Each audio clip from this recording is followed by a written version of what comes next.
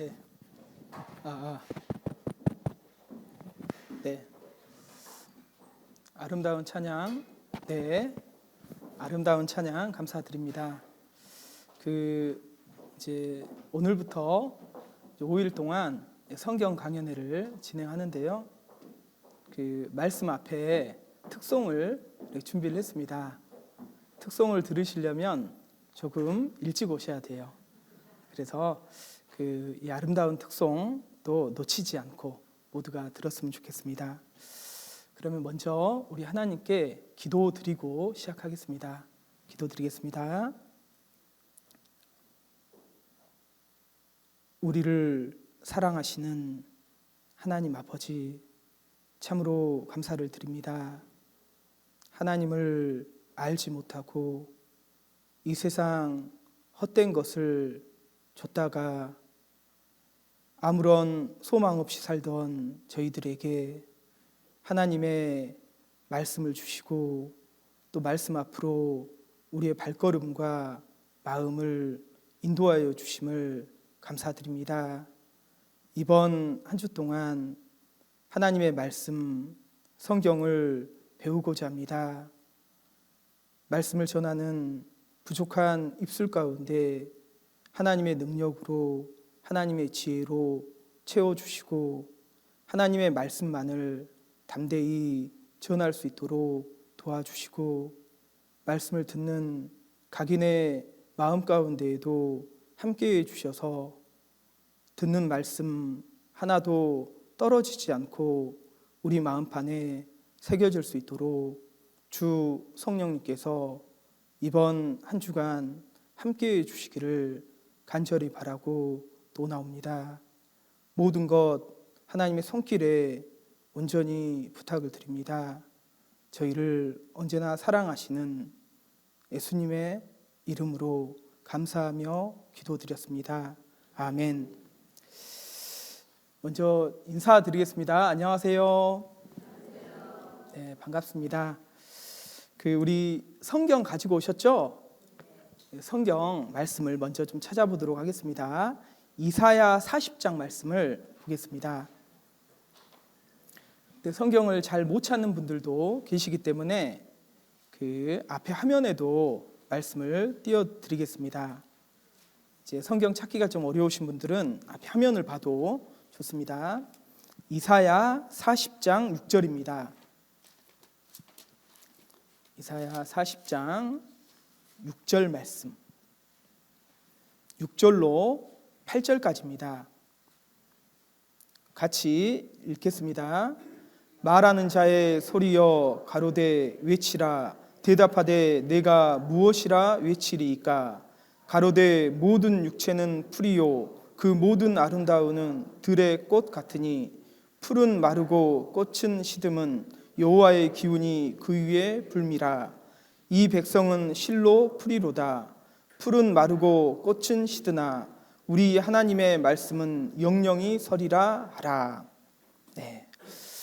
여기에 보면 말하는 자의 소리여라고 있는데, 이 말씀은 예수님이 이 땅에 태어나기 전 6개월 전에 태어난 사람이 있습니다. 바로 세례 요한인데요. 이 세례 요한을 두고 하시는 말씀이에요. 말하는 자여 말하는 자의 소리여 가로되 외치라. 세례 요한이 내가 무엇이라 외치리이까. 가로되 모든 육체는 풀이요 그 모든 아름다움은 들의 꽃 같으니. 하나님이 그에게 외치라고 했던 첫 번째는 모든 육체는 풀이다. 그리고 그 모든 아름다움은 들의 꽃이다 라고 이야기를 하고 있습니다. 무슨 말이냐? 모든 육체는 풀인데 그 풀은 어때요? 마르고 라고 말하고 있거든요. 모든 육체, 인생은 유한하다라는 것을 하나님이 말씀하시는 겁니다. 모든 육체는 반드시 죽음이 있다라는 것을 말씀하고 있죠. 그리고 그 모든 아름다움은 들의 꽃과 같다. 그리고 그 꽃은 시든다라고 말씀을 하고 있죠. 화무시비롱이라는 말이 있습니다. 아무리 아름다운 꽃도 시비를 가지 못한다. 우리가 이 유한한 인생 가운데 무엇인가를 추구하고 삽니다.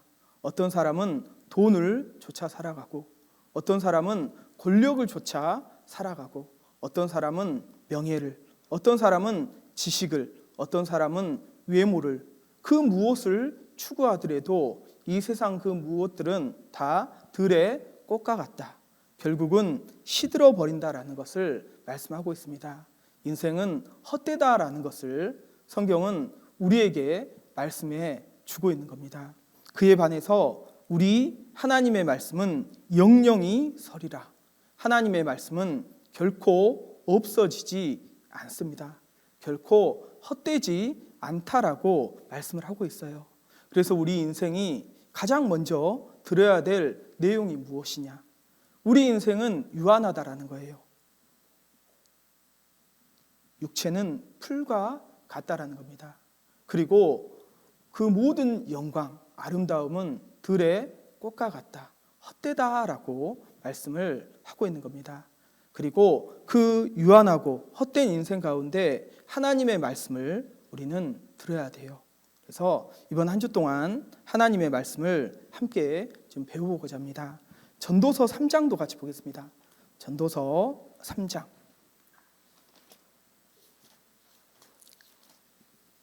전도서 3장 1절 2절입니다.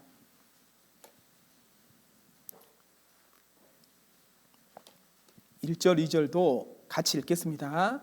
천하의 범사가 기한이 있고 모든 목적이 이룰 때가 있나니 날 때가 있고 죽을 때가 있으며 심을 때가 있고 심은 것을 뽑을 때가 있으며. 1절에 보면 천하의 범사가 모든 일이 기한이 있다라고 말을 하고 있습니다.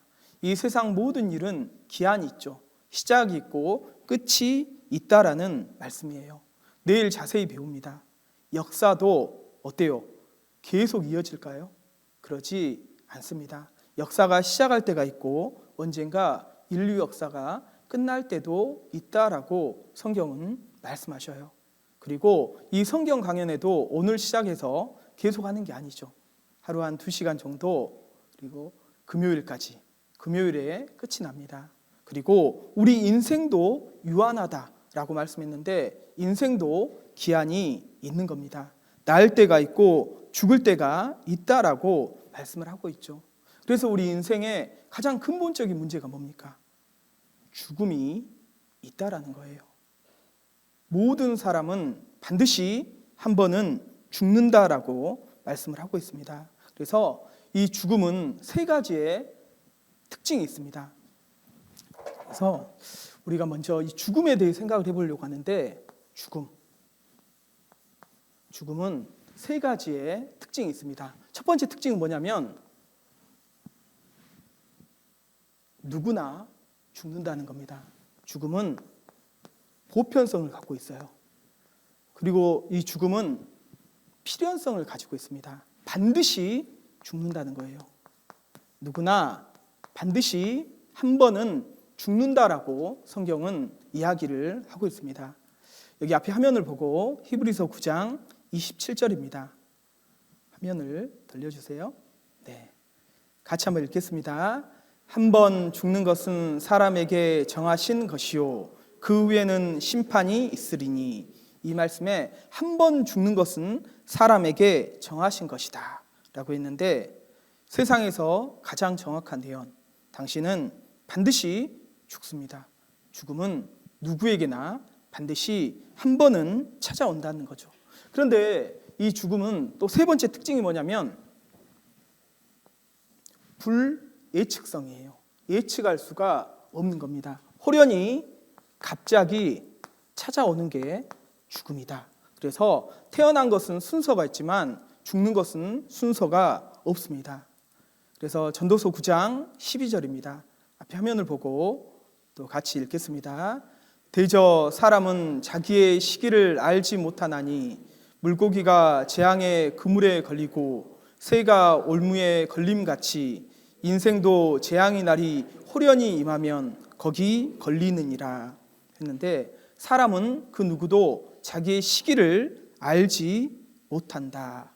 태어난 것은 순서가 있지만 죽는 것은 꼭 순서대로 죽는 것이 아니라는 거죠. 물고기가 재앙의 그물에 걸리는 것처럼 만약에 이 그물이 그곳에 있었다라는 것을 알았다면 걸릴 리가 없을 겁니다. 새가 올무에 걸리는 것처럼 올무가 그곳에 있었다라는 것을 알았다면 걸릴 리가 없는 것처럼 인생도 재앙의 날이 호련히 갑자기 임하면 거기 걸리느니라. 여러분 기억나실 거예요. 1995년 삼풍백화점 붕괴 사고, 그때 무려 501명이 갑자기 죽음을 당한 겁니다.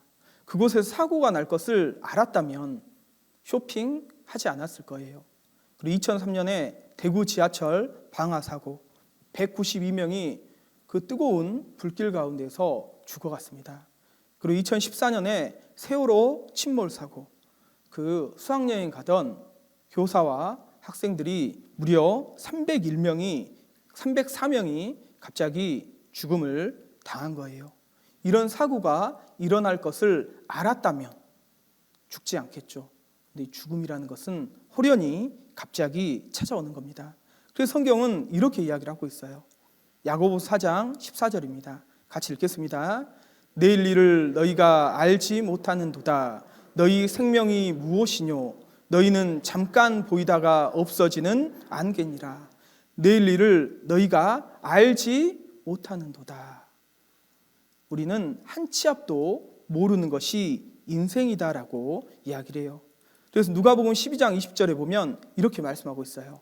하나님은 이르시되 어리석은 자여 오늘 밤에 내 영혼을 도로 찾으리니 그러면 내 예비한 것이 네 것이 되겠느냐 하셨으니, 오늘 밤이라도 하나님이 나의 영혼을 도로 찾으리니, 그러면 우리는 하나님 앞에 가 있는 겁니다.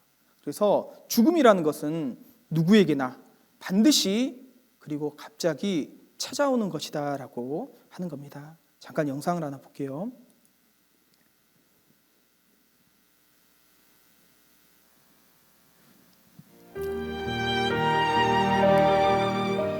너무도 어처구니 없게 목숨을 잃은 분들의 억울함과 유족들의 분노는 살아있는 모든 사람들이 짊어지고 가야 할 무거운 짐이 됐습니다.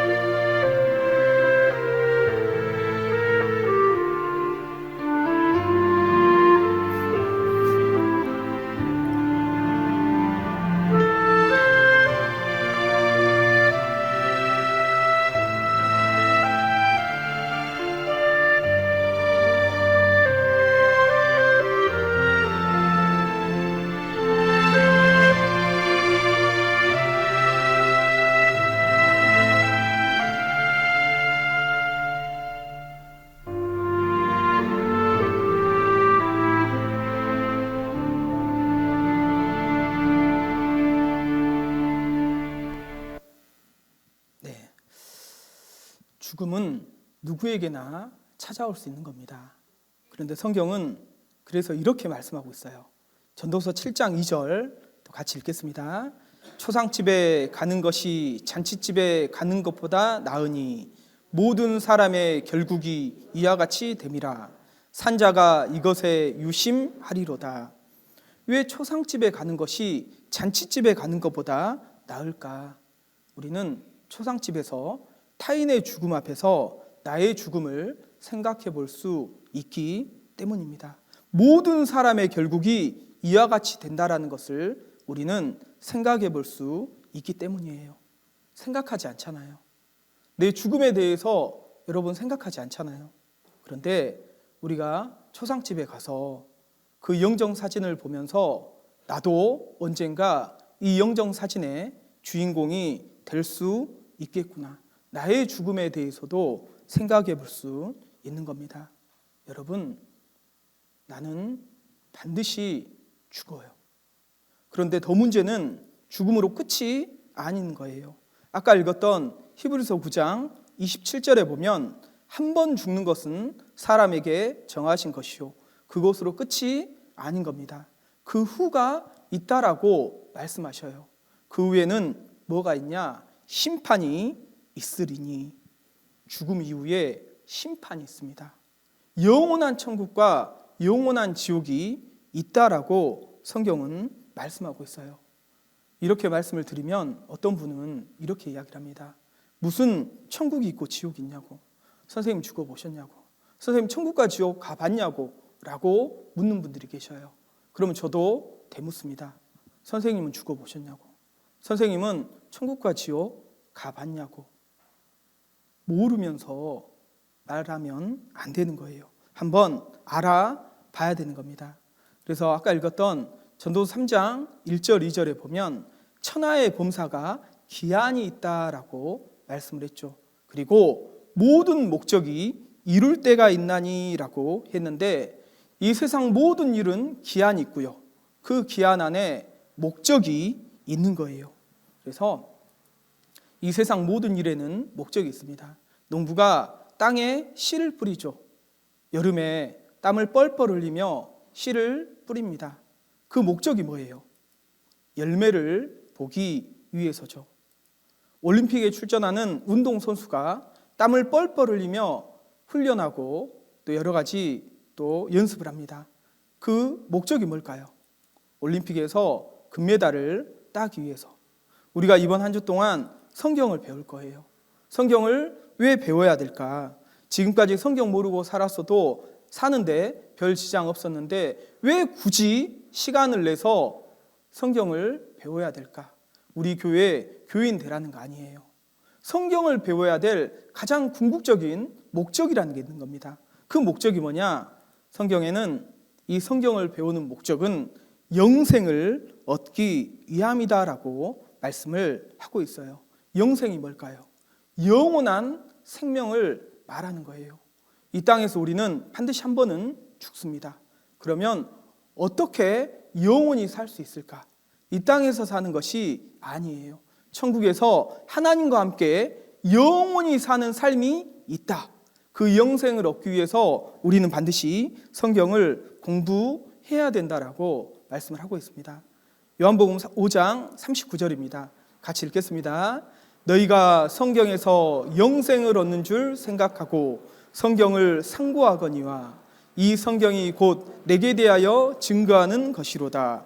너희가 성경에서 무엇을 얻는 줄 생각하고 영생을 얻는 줄 생각하고 이 성경을 통해서 우리는 영생을 얻을 수 있습니다. 상고라고 했는데 이게 뭐냐면 꼼꼼하게 따져서 검토하거나 참고하다, 자세히 살펴보라는 거예요.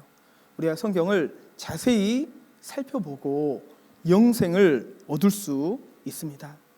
그래서 이 세상 모든 것은 목적이 있다라고 말했는데 그러면 인생의 목적은 무엇일까?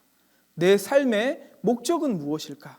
다른 말로 나는 왜 사는가? 이 문제에 대해서도 한 번은 생각을 해봐야 됩니다. 이게 뭐냐면요, 아프리카에서 서식하는 스프링벅이라는 사슴이거든요. 이 사슴은 특징이 있습니다. 굉장히 빨라요. 시속 94km까지도 뛸 수 있습니다. 그래서 치타도 쉽게 따라잡지 못할 정도로 굉장히 빠른 속도로 달리거든요. 그런데 이 스프링벅은 한 가지 특징이 있답니다. 개체수가 늘어나요. 그러면 초원에 먹을 풀이 부족하게 되잖아요. 그러면 서로 풀을 먹기 위해서요, 이렇게 경쟁을 하기 시작하는 거예요. 그래서 앞에 있는 풀을 앞에 있는 스프링벅들이 다 먹어버리기 때문에 뒤에 있는 스프링벅들이요, 앞으로 경쟁적으로 계속 달리는 거예요. 처음에는 풀을 먹기 위해서 달렸는데 나중에는 계속 달리고는 있는데요, 내가 왜 달리고 있는지 그 이유도 목적도 잊어버리고 마냥 앞으로 달리기만 한다라는 겁니다. 그런데 문제는요, 계속 달리다 보면 눈앞에 절벽이 나타나요. 절벽이 나타나면 멈춰야 되잖아요. 근데 뒤에서 따라오는 스프링벅들 때문에 멈추지 못하고 그 절벽 아래로 다 떨어져 죽게 된다라는 라고 이야기를 하거든요. 이런 경우들이 비일비재하다라고 합니다. 이 스프링벅의 모습은 어쩌면 우리의 모습, 나의 모습일 수도 있겠다라는 생각을 해요. 내가 열심히 성실하게 오늘 하루도 살아갑니다. 그런데 열심히 성실하게 살아가는 거 중요해요. 그런데 무엇을 위해서, 왜 나는 살고 있는지 그 목적도 방향도 모른 채 살아가고 있지는 않는지, 그냥 앞으로 달려가고 있지는 않는지 생각을 해보면 좋겠습니다. 빠르게 달려온 내 인생, 그 끝은 어디입니까?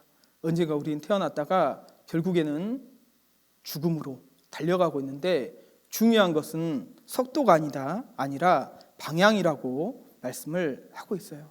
열심히 성실히 사는 것 물론 중요합니다.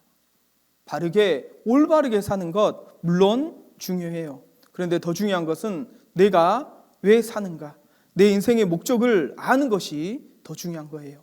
그래서 성경은 이렇게 말씀하고 있습니다. 에레미야 6장 16절입니다. 같이 읽겠습니다.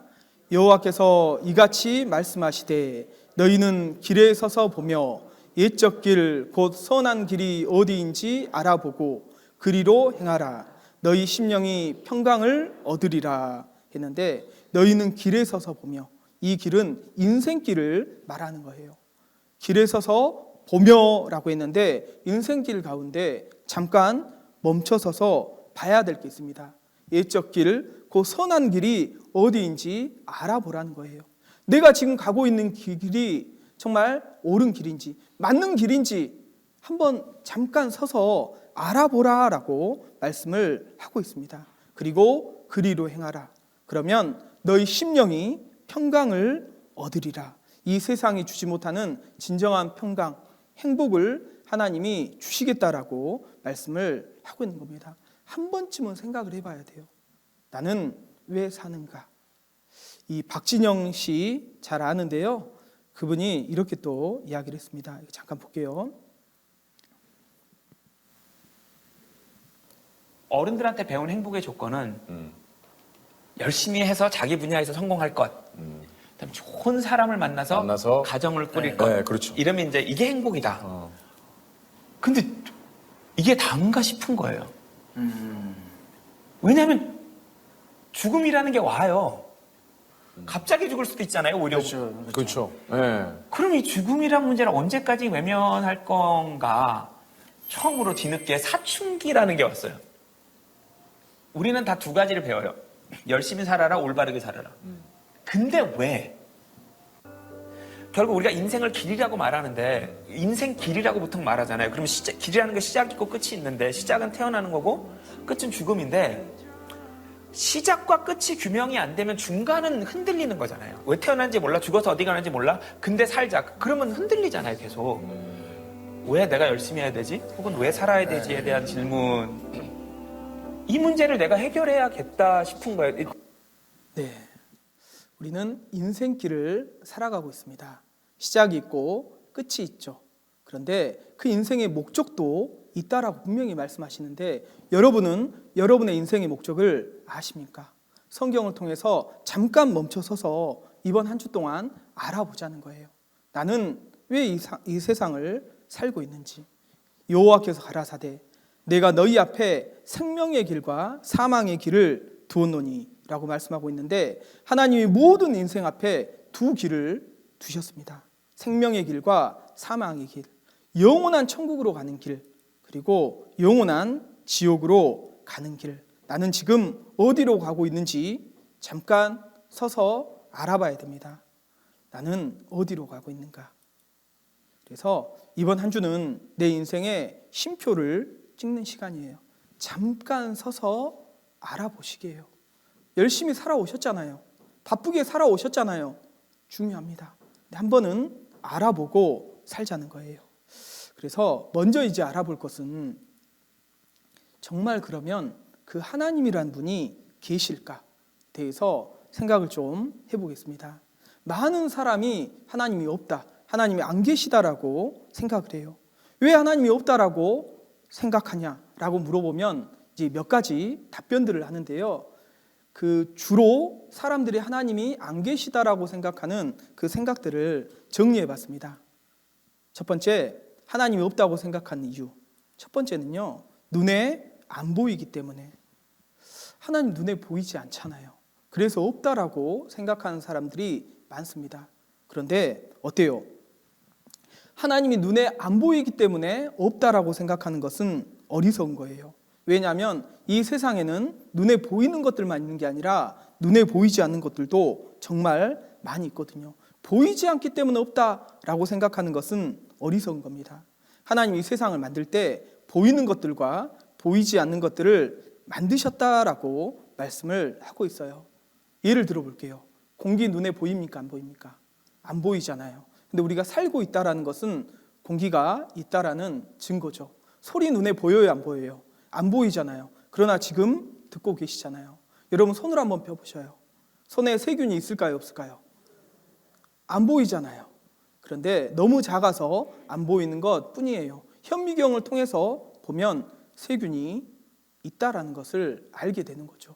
눈에 보이지 않기 때문에 없다라고 말하는 것은 어리석은 거예요. 과학자들이 말하기를 이 세상에 모든 것들을 비교해 보니까요, 눈에 보이지 않는 것들이 눈에 보이는 것보다 더 많다, 훨씬 많다라고 이야기를 해요. 그리고 눈에 보이지 않는 이 물질 세계는 눈에 보이지 않는 것으로 구성이 됐어요. 모든 물질은 아주 작아서 눈에도 보이지 않는 원소로 구성이 되어 있거든요. 눈에 보이지 않잖아요. 그럼 왜 하나님은 눈에 보이지 않는 것일까? 성경은 그에 대한 답을 분명히 주고 있습니다. 하나님이 왜 눈에 보이지 않을까? 하나님은 영이시니 예배하는 자가 신령과 진정으로 예배할지니라. 하나님이 눈에 보이지 않는 가장 큰 이유는 하나님은 영이시기 때문에. 그리고 누가복음 24장에 보면 영은 살과 뼈, 이 몸이 없다라고 말씀을 하는 거예요. 그래서 어떤 분들은요, 하나님 계시면 한 번만 보여달래요. 그럼 내가 믿겠대. 하나님 한 번만 보여주세요. 그런데 모세라는 사람에게 하나님이 뭐라고 말씀하셨냐면 출애굽기 33장에 보면 나를 보고 뭐라고요? 살 자가 없음이니라. 죄가 있는 사람이 거룩한 하나님을 보면 살 자가 없다라고 말씀을 하고 있거든요. 그래서 사람은 어두움, 죄가 있습니다. 근데 하나님은 뭐라고 그랬냐면 빛이시다라고 말씀을 하거든요. 하나님은 빛이시라. 그에게는 어두움이 조금도 없으시니라. 어두움은 죄를 가리키는 겁니다. 모든 사람은 뭐가 있어요? 죄가 있습니다. 하나님은 완전한 빛이셔요. 어두움이 전혀 없는 분인 겁니다. 여러분 어때요? 불을 탁 켜면 어두움이 사라지는 것처럼 하나님 앞에 죄 있는 인간이 서면 죽을 수밖에 없는 거예요. 우리가 맨눈으로 태양을 얼마나 볼 수 있습니까? 그 태양빛을 만드신 분이 하나님이시거든요. 하나님은 완전한 빛이시고 어두움이 있는 인간이 보면 살 수가 없는 거예요. 그래서 하나님 한 번만 보여주세요. 이 말은 무슨 말이냐면 저 좀 죽여주세요 라는 말이에요. 하나님은 빛이시기 때문에 볼 수 없는 거예요. 그리고 또 두 번째 이유는요, 편견과 선입견 때문에. 자기 생각이죠. 인간은 편견과 선입견이라는 게 있어요. 우리 마음에 버려야 될 두 마리 개를 이렇게 이야기를 합니다. 편견과 선입견. 누구에게나 두 마리 개가 있을 수 있거든요. 편견이라면 한쪽으로 치우친 공정성을 상실한 생각. 선입견은요, 확인되지 않은 상태에서 미리 마음에 정한 생각. 이 편견과 선입견이 있기 때문에 자기 생각이 생기고 그래서 하나님이 없다라고 생각하는 사람들이 많이 있습니다. 우리 인간은 무엇이든지 내 머리에서 익숙하다고 생각하면 정답이라고 착각을 해요. 그래서 내 머리에서 익숙한 것은 웬만해서는 버리지 않으려고 하는 특징이 있는 겁니다. 여러분 그렇죠? 제가 예를 들어볼게요. 컨닝이라고 5번 따라해 보겠습니다. 같이 하겠습니다. 컨닝, 컨닝, 컨닝, 컨닝, 컨닝. 미국의 초대 대통령이 누구죠? 초대 대통령 워싱턴입니다. 방금 여러분들이 미국의 역사를 바꾸신 거예요. 다시 한번 또 따라해 보겠습니다. 그 꽃사슴이라고 5번 따라해 볼게요. 꽃사슴, 꽃사슴, 꽃사슴, 꽃사슴, 꽃사슴. 산타클로스가 뭐 타죠? 네, 썰매 탑니다. 네. 사람은요, 내 머릿속에서 익숙하다고 생각해지는 것을 웬만해서는 버리지 않는 특징이 있어요. 익숙하면 정답이라고 생각하는 특징이 있다는 거예요. 근데 편견과 선입견을 버려야 돼요. 그리고 말씀을 드려야 됩니다. 편견과 선입견을 버릴 수 있는, 깰 수 있는 한 마리의 개가 있습니다. 그 개는 무슨 개냐? 바로 백문이 불여 일견이에요.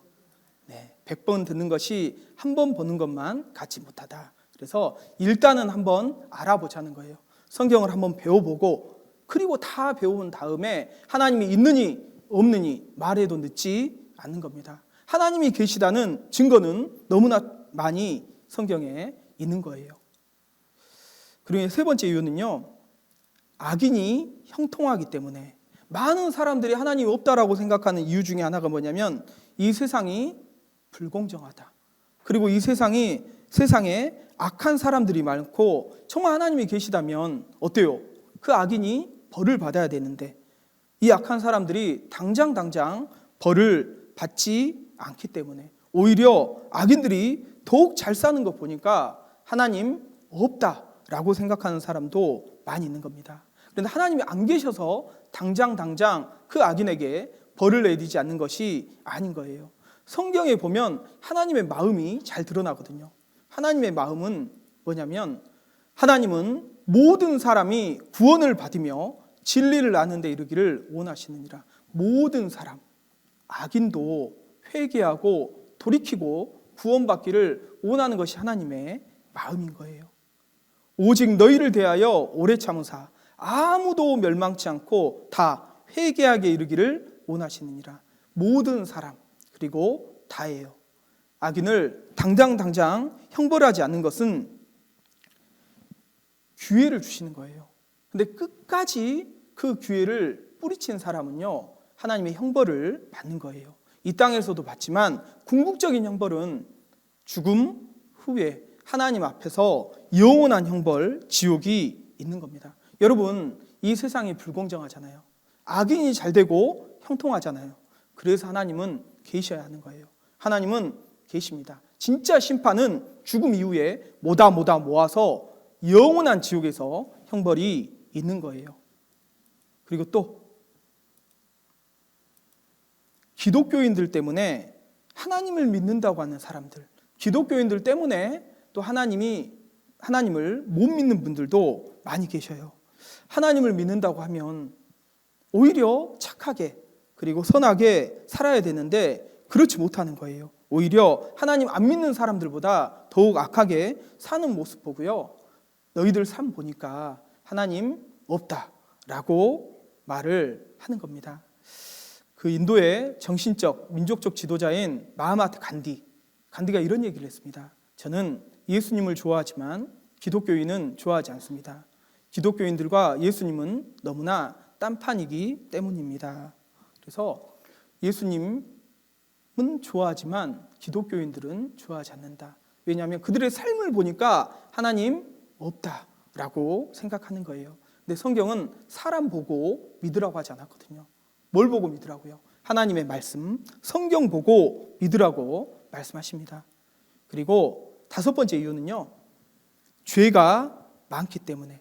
여기 화면을 보고 시편 14편 1절입니다. 같이 읽겠습니다.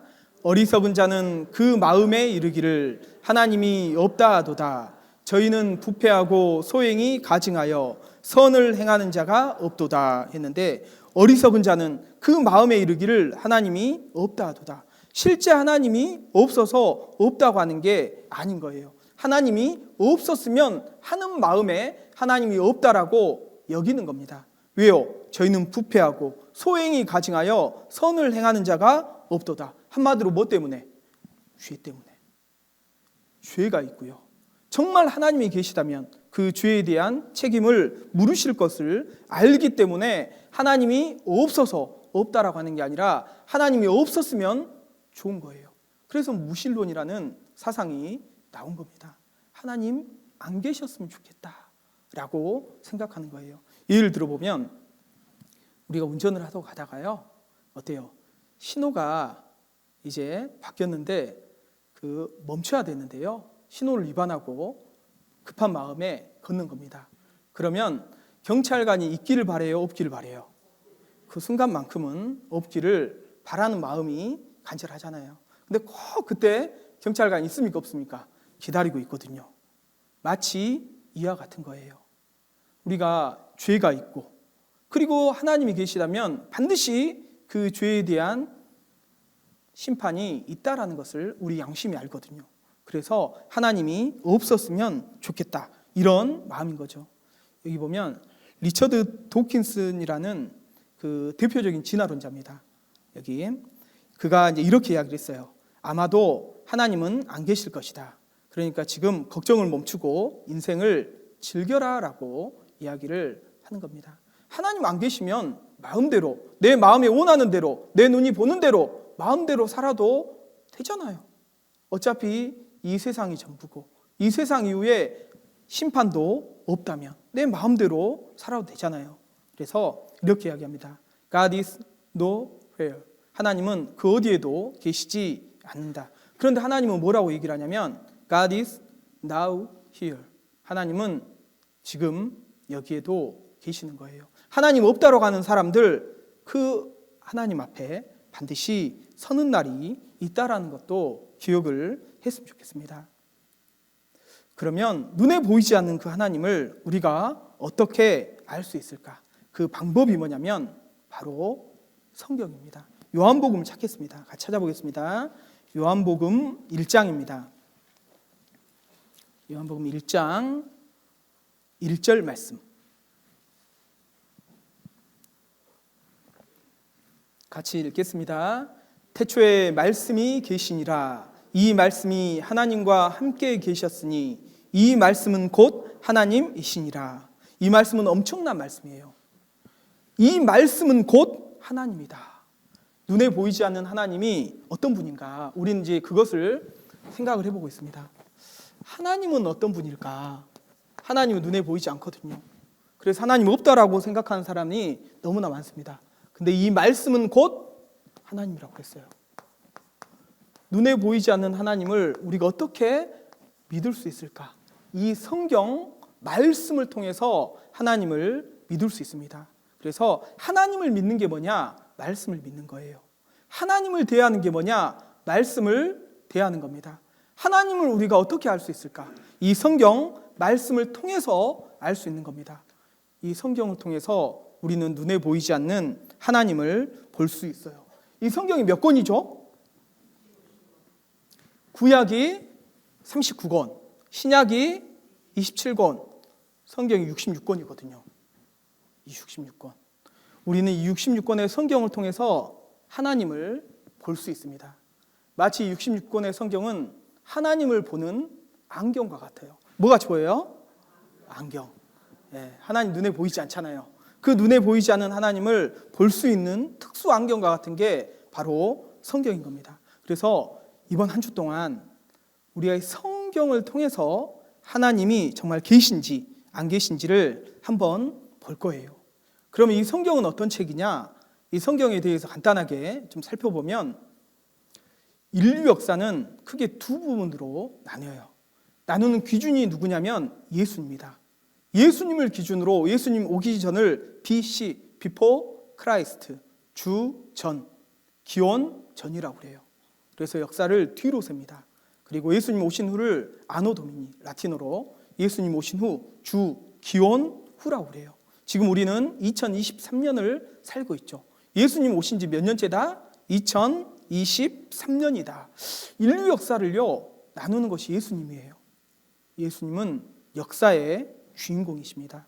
그리고 이 성경은 언제 기록이 됐냐면 BC 1500년경에 처음으로 기록됐습니다. 성경학자들이 공통적으로 이야기를 해요.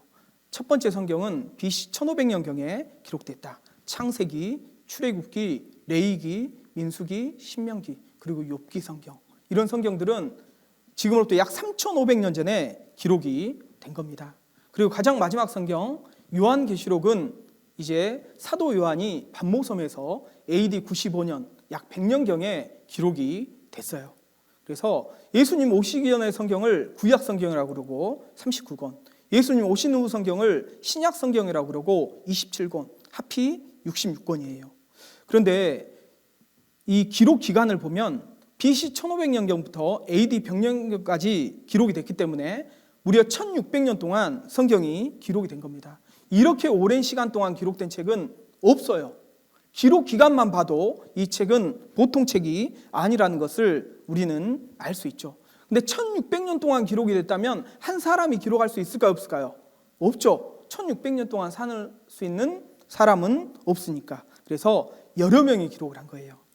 그래서 기자가 40여 명의 선지자들이 이 성경을 기록했다. 그런데 성경을 기록한 사람을 저자라고 하지 않습니다. 기자, 기록한 사람이라고 말하거든요. 왜요? 이 성경의 저자는 따로 있어요. 저자가 누굴까요? 저자는 바로 하나님이에요. 구약 성경에만 여호와께서 가라사대, 하나님이 말씀하시되, 이런 비슷한 표현이 3800번 이상 나오거든요. 성경은 스스로 성경이 하나님의 말씀이라는 것을 증거하는 거예요. 사람이 기록을 했지만 사람의 생각을 기록한 게 아니에요. 하나님이 선지자들에게 불러주신 그대로 받아 적은 것이 성경인 겁니다. 그래서 성경을 보면 66권의 성경이 각기 다른 사람들이 다른 시대, 다른 장소에서 기록을 했는데 마치 한 사람이 기록한 것처럼 완벽한 통일성을 유지하고 있다는 거예요. 하나님의 말씀인 겁니다. 그래서 어떻게 이게 하나님의 말씀이라는 것을 우리가 알 수 있냐? 이사야 34장 16절입니다. 같이 읽겠습니다. 너희는 여호와의 책을 자세히 읽어보라. 여호와의 책이라고 말씀하거든요. 여호와라는 단어가 등장하는데 좀 생소하죠. 이 여호와란 하나님의 이름, 야훼라고도 하고 여호와라고도 하는데요. 하나님의 이름이에요. 그래서 뜻이 뭐냐면요, 스스로 있는 자라는 뜻이에요. 하나님은 누가 만드신 분이 아닙니다. 처음부터 계신 분, 스스로 있는 분이다 라고 말씀을 하셔요. 어떤 분은 묻습니다. 하나님이 이 세상을 만드셨다라고 말하니까 그러면 하나님은 누가 만들었냐고. 하나님은 누가 만든 것이 아니에요. 하나님은 처음부터 스스로 계신 분이다라고 말씀하고 있습니다. 그래서 모세라는 사람에게 하나님이 하나님의 이름을 알려주셔요. 그래서 여기 보면 야곱의 하나님 여호와라 하라. 이는 나의 영원한 이름이요 대대로 기억할 나의 표언이라. 이 하나님의 이름이 뭐냐면 여호와다라고 말씀하시고, 그 뜻이 뭐냐면 나는 스스로 있는 자다, 있어서 있는 자다. 영어로 보면 I am who I am. 나는 처음부터 있는 자다, 창조주다라는 뜻을 가지고 있어요. 그래서 이 성경은 여호와의 책, 하나님의 책인 거예요. 그래서 성경의 내용은 어떤 내용이냐? 하나님의 보시는 인류 역사다라고 할 수 있어요. 역사의 영어 단어가 히스토리죠. 히스토리는 his story의 합성어입니다. 그의 이야기. 역사는 하나님의 이야기인 거예요. 하나님이 보시는 인류 역사가 성경에 담겨 있는 겁니다. 그리고 또 중요한 내용이 뭐냐면 하나님의 인간을 향한 구원 계획서다라고 말하고 있는데, 하나님이 성경을 기록한 궁극적인 목적이 뭐냐? 성경을 통해 영생을 주시기 위함이에요. 우리가 성경을 배워야 되는 목적도 영생을 얻기 위함인 것처럼 하나님은 인간을 구원할 계획을 성경에 담고 있습니다. 근데 이 성경도 결국 사람이 쓴 책 아니냐라고 생각할 수 있어요. 물론 사람이 기록을 했습니다. 방금 말씀드린 것처럼 40여 명의 선지자들이 기록을 했어요. 그런데 왜 하나님의 말씀이라고 하는 거냐? 사람의 뜻으로 기록한 게 아니에요. 오직 성령의 감동하심 입은 사람들이 하나님께 받아 말한 것이다 라고 이야기를 하거든요. 이 애언은 이라고 말씀하고 있는데요, 이 성경의 3분의 1은 애언으로 되어 있습니다. 그런데 놀랍게도 성경은 앞으로 어떤 일이 있을지 미리 예언을 하고 있는데, 역사가 진행되는 과정에서 성경에 기록된 예언들이 그대로 맞아떨어지는 거예요. 성경에 있는 예언들이 지금 97%가 다 성취가 됐습니다. 나머지 부분들도 역사가 진행되는 과정에서 반드시 성취가 될 거예요. 그런데 예언은 언제든지 사람의 뜻으로 낸 것이 아니요 오직 성령의 감동하심을 입은 사람들이 하나님께 받아 말한 것이다. 그래서 예언이 성취되는 그 모습을 통해서 하나님의 말씀이구나라는 것을 우리가 더욱 확실히 알 수 있습니다. 하나님께 받아 말한 거예요. 우리가 초등학교 때 받아쓰기 하잖아요. 선생님이 불러주시면 불러주신 그대로 받아쓰기 하는 것처럼 이 성경도 선지자들이 자기 생각, 자기 뜻을 기록한 게 아니라 하나님이 불러주신 그대로 기록을 한 겁니다. 어떻게 알 수 있을까요? 증거가 있어요. 그래서 자세히 살펴봐야 됩니다. 그래서요, 모든 책은 이렇게 선지자가요, 하나님께 받아 말한 거예요. 자기 생각을 기록한 게 아니죠. 그래서 모든 책은 저자의 수준과 인격을 반영해요. 그래서 읽어보면 그 저자의 수준도 인격도 어느 정도는 알 수 있습니다. 여기 이제 편지가 있는데요. 제가 한번 읽어드리겠습니다. 사랑하는 어머니께, 엄마 안녕하세요. 저 하나밖에 아들 창민이에요. 전 엄마가 제가 원하는 것 다 해주시고 놀아주시는 엄마가 너무 자랑스러운 점이자 장점이에요. 다른 애들은 나를 부러워해요. 너무 잘 놀아줘서 말이에요. 이것으로 저는 너무 만족하고 감사할 뿐이에요. 앞으로 더 잘할게요. 엄마 사랑해요. 엄마 아빠를 사랑하는 아들 창민이가. 이거 대학생일까요? 창민이 초등학생일까요? 한 대학생 정도 되면 이게 심각해요. 네, 우리가 읽어보면 알 수 있잖아요. 무슨 내용인지는 알겠죠. 근데 뭔가 읽어보면 이상하잖아요. 앞뒤가 이렇게. 그래서 우리가 글을 읽어보면 그 글의 저자의 수준 그리고 인격을 알 수 있거든요. 성경을 조금만 자세히 살펴보십시오. 오늘만 살펴봐도요, 이 성경 도무지 사람이 기록할 수 없는 책이라는 것을 여러분 믿을 수 있어요. 그만큼 증거가 많은 겁니다. 그러면 이 성경에 어떤 내용들이 나와 있을까? 한번 찾아볼까요? 성경 맨 첫 장, 첫 구절입니다. 창세기 1장 1절 말씀. 직접 눈으로 찾아보면 좋겠습니다. 창세기 1장 1절 말씀. 같이 읽겠습니다. 태초에 하나님이 천지를 창조하시니라. 이 성경에 어떤 내용이 나와 있을까? 성경의 맨 첫 장, 첫 구절은 이렇게 시작을 해요. 이게 무엇을 의미할까요? 하나님이 인간에게 가장 먼저 알려주고 싶은 내용이 바로 창세기 1장 1절인 거예요. 하나님이 이 세상을 만드셨다 했는데 이 창세기 1장 1절은 많은 잘못된 이론들을 배격합니다. 창세기 1장 1절만 우리가 확실히 믿는다면 성경의 절반을 믿는다 해도 과언이 아닌 거예요. 태초에 그랬습니다. 태초라는 것은 시작이 있다라는 거죠. 시작이 있어요. 시작이 있고 동시에 끝이 있는 겁니다. 불교의 가르침 중에 무시, 무종, 루프죠. 윤회. 시작도 없고 끝도 없다. 그래서 계속 이렇게 윤회한다. 윤회 사상이 있거든요. 그런데 태초에라고 말씀하시거든요. 이 불교의 윤회 사상이 잘못됐다라는 것을 드러내는 겁니다. 그리고 하나님이라고 말씀하고 있어요. 무신론, 하나님 없다, 신이 없다라고 생각하는 무신론을 배격해요. 다신론도 배격하죠. 하나님, 오직 하나이신 분이라는 거예요. 오직 유일하신 하나님이라고 말씀을 하고 있습니다. 그리고 또 천지를, 이 천지 만물은 하나님이 만드신 거예요. 그런데 범신론이라는 게 있습니다. 이 세상 모든 만물에 신이 깃들어 있다. 그게 이제 범신론이거든요. 그런데 천지 만물은 하나님의 피조물이고 하나님이 만드신 거라는 것을 말씀하고 있습니다. 범신론이 잘못됐다는 것을 드러내고 있어요. 그리고 창조하시니라. 진화론이 잘못됐다라는 것을 우리에게 알려주고 있는 거예요.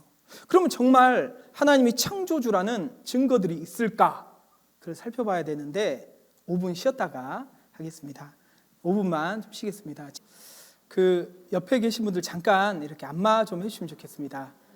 졸지 말고 말씀 잘 들으라고요. 이렇게 사랑하는 마음으로 주물러 주시면 좋겠습니다. 네.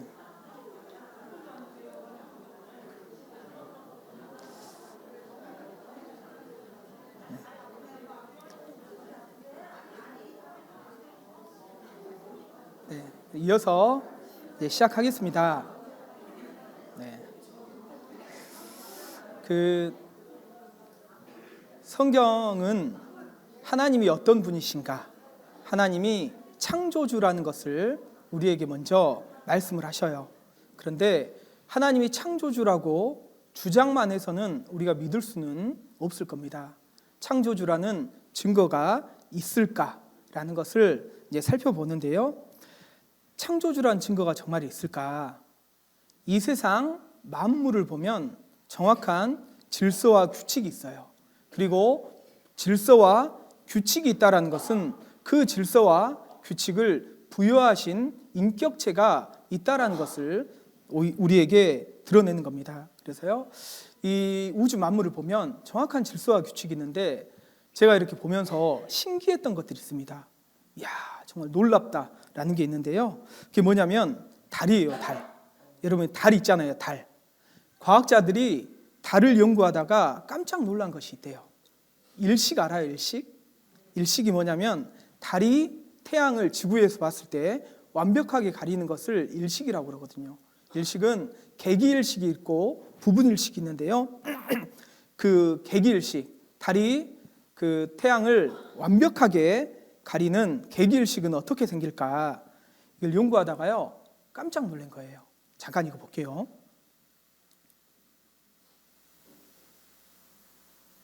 Is such that it gives us total eclipses. Its disk exactly covers the sun. And the chances of that occurring are so literally astronomically small. It's very disturbing. The sun's diameter is 400 times greater than the moon. And coincidentally, the sun also happens to be nearly precisely 400 times further away. This is the reason that the sun and the moon appear the same size in the Earth's sky, and why we on Earth can experience eclipses of the sun. It's just perfectly in that orbit to eclipse our sun. The odds of the moon being in that orbit accidentally are 1,000,000,000 to 1. So that right there is evidence that our moon is in a perfect orbit around our planet that's not accidental. In order to have a solar eclipse, the moon has to be exactly the size that it is, which is 2,160 miles. Not 2,161, not 2,159, but 2,160 miles at its equator. And there are people out there that actually think that's a coincidence. The fact is that that is by design. 네, 분명 누군가가 설계한 것이다라고 이야기를 하는데 이게 이제 무슨 말이냐면요. 보면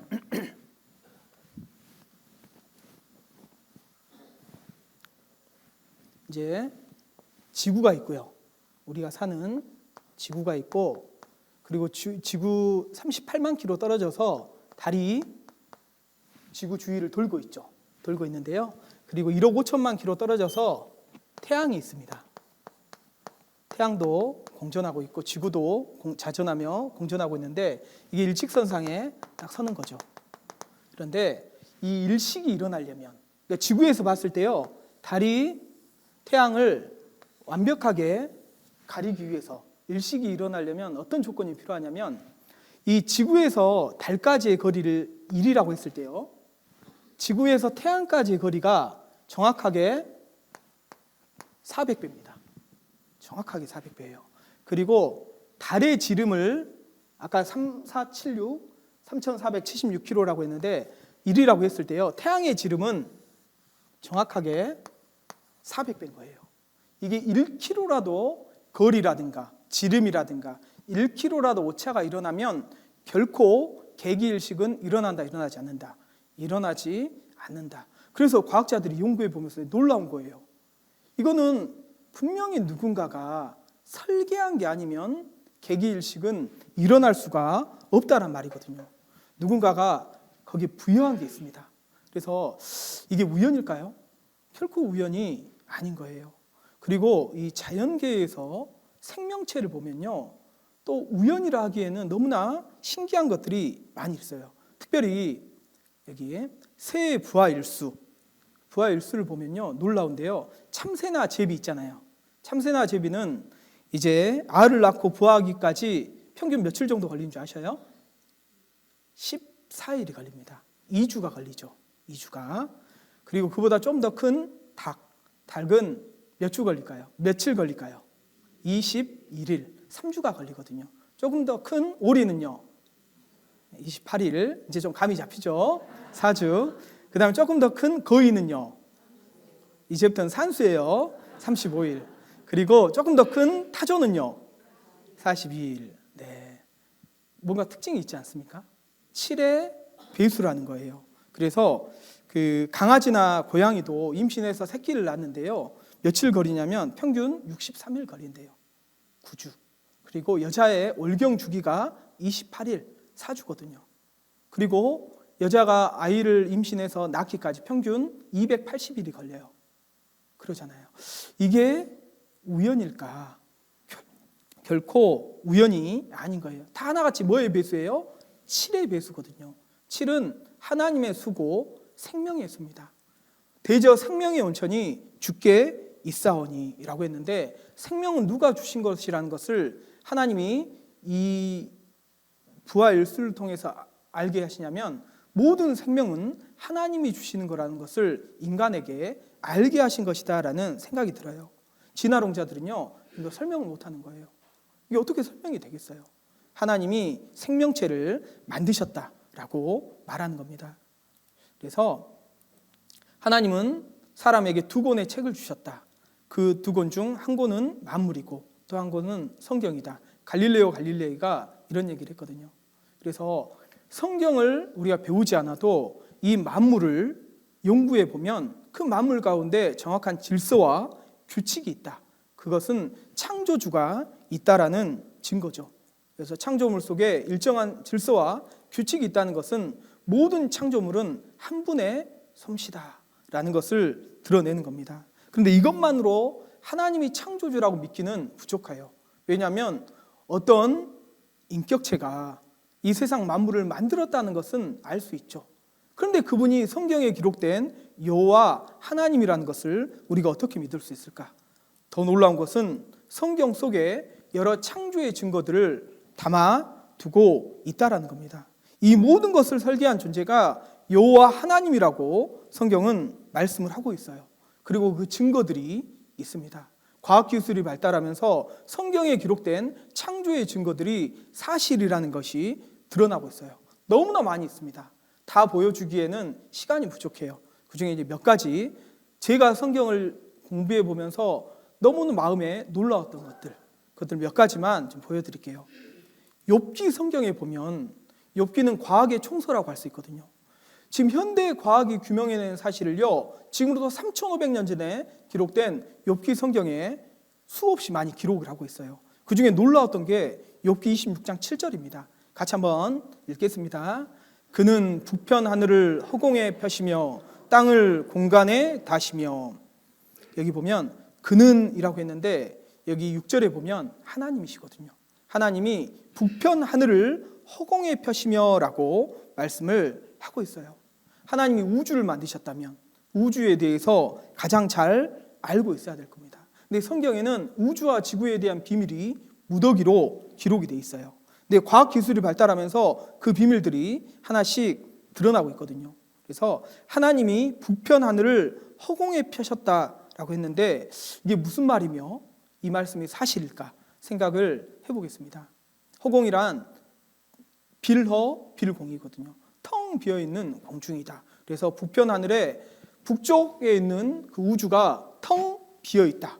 별이 거의 없는 상태다라는 것을 말하고 있는데 이게 정말 사실일까? 우주는 어떻게 형성되었을까? 그동안 과학자들이요, 어떤 이론을 주장했냐면 빅뱅 이론이라는 것을 주장했습니다. 우주는 대폭발로 이루어졌다. 가수 빅뱅 말고요. 대폭발을 통해서 이 우주가 이루어졌다 했는데 태초에 어떤 원소가 있었고 에너지가 있었다. 그 에너지가 응축되더니 어느 날 대폭발을 일으켰다. 그래서 우주 전역에 수없이 많은 별들이 생겨났다. 그리고 지금도 우주는 팽창하고 있다. 근데 빅뱅 이론에 따르면 우주가 대폭발로 생겼기 때문에 우주 어디를 가나 우주 전역에 별의 밀도와 질량이 거의 일정하다라는 것이 빅뱅 이론의 골자거든요. 그런데 이 욥기 26장 7절은 뭐라고 얘기하냐면 부편 하늘에 허공이 있다. 별이 없는 빈 공간이 있다. 그것은 빅뱅 이론과 정면으로 대치가 되는 거예요. 근데 이 빅뱅 이론이 설명할 수 없는 게 있거든요. 이걸로만 가지고 우주가 어떻게 형성됐는지 설명이 안 돼요. 설명이 안 되는 게 뭐냐면 태초의 원소는 누가 만들었을까? 태초에 있던 에너지는 어디서 나왔을까? 그것은 설명을 못한다는 거예요. 과학자가 그렇게 이야기를 하거든요. 잠깐 보겠습니다. 결국 우주와 생명의 기원에 관한 것이다. 과학자들에 따르면 우주는 커다란 폭발, 즉 빅뱅으로 시작됐다고 한다. 그러나 빅뱅이 어떻게 시작되는지는 설명하지 못한다. 과학이라는 것은 특별히 한계가 있거든요. 특히 저희 천문학 같은 경우도 그렇고 생명진화론도 그렇고 제1원인까지 설명할 수 있는 것이 아니거든요. 제1원인은 아직도 설명할 수 없고 또 관측적인 실험적인 증거가 없습니다. 우리는 단지 우리가 실험이나 관측으로 검증 가능한 영역에서 이러이러하게 우주의 역사가 전개되었구나 하는 걸 알 뿐이지 처음에 어떻게 전개되었는지는 증거가 지금 없기 때문에 모릅니다. 그러니까 모른다고 하는 것이 정직한 고백인데 모릅니다. 제1원인, 태초의 원소는 누가 만들었는지, 태초에 있던 에너지는 어디서 나왔는지, 그 제1원인은 빅뱅 이론으로도 설명이 안 되는 거예요. 창조주가 없으면 불가능하다는 거죠.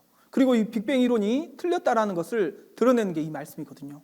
대폭발로 이루어졌다면 부편 하늘의 허공은 있어서는 안 되는 거거든요. 그런데 이 밤하늘에 보면 별이 많잖아요. 우주 어디를 가나 별이 많이 있습니다. 북쪽 하늘에도 별이 많이 있어요. 그런데 1981년도에 아주 놀라운 발견을 미국에서 했습니다. 미국의 3대 천문대에서 공동으로 관측을 했는데 어떤 걸 관측했냐면 우주에 불가사의한 공간이 있다. 미국의 3대 천문대에서 관측 결과 밝혀졌다.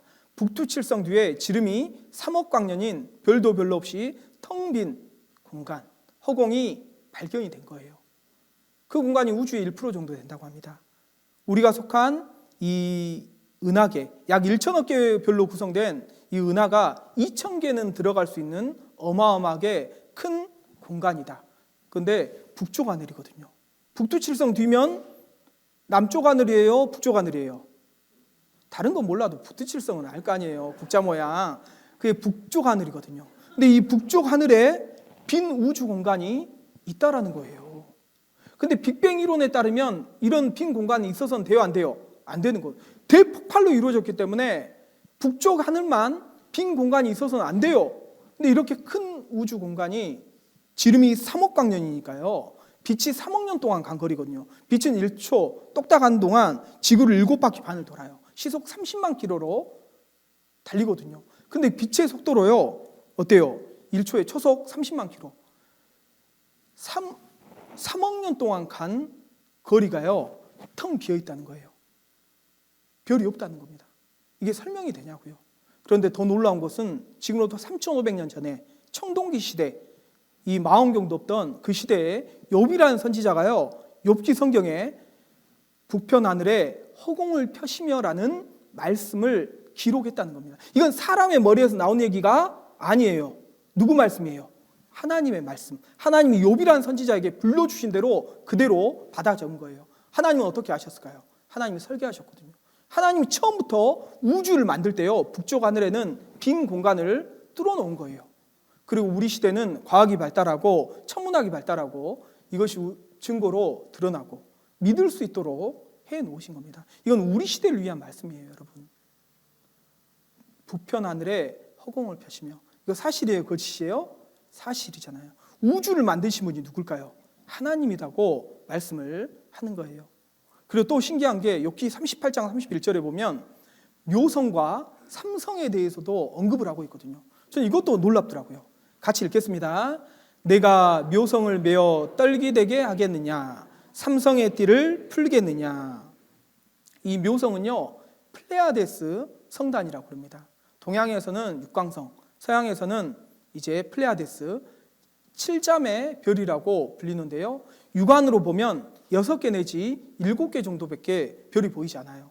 그런데 이 묘성을 메어 떨기되게 했다. 떨기는 클러스터, 이렇게 모여있는 별이다 라고 말하거든요. 육안으로 보면 별이 하나처럼 보이지만 여러 별들이 모여있다 라고 3500년 전에 말을 하고 있습니다. 삼성은 이제 그 오리온 자리 그 사냥꾼의 허리띠에 있는 3개의 별을 삼성이라고 그러거든요. 삼태성이라고도 하는데 이 3개의 별이 삼성의 띠를 풀겠느냐. 육안으로 보면요, 가까이 붙어 있는 것처럼 보입니다. 그런데 궤도를 달리해서 이 3개의 별들이 아주 멀리 떨어져 있다, 풀려 있다라고 이야기를 하거든요.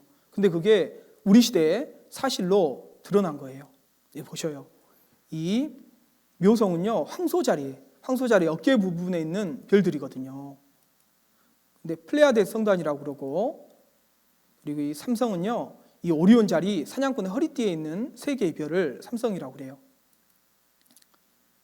그런데 이 묘성이 떨기되게 하겠느냐 했는데, 떨기는요 마치 수국처럼 멀리서 볼 때는 하나처럼 보이는데요, 가까이서 보니까요 여러 꽃잎이 모여서 하나를 이루고 있는 거예요. 포도송이 멀리서 보면 하나지만 포도 알갱이가 여럿이 모여서 한 송이를 이루고 있는 것처럼, 이걸 바로 떨기라고 하거든요. 떨기별이다.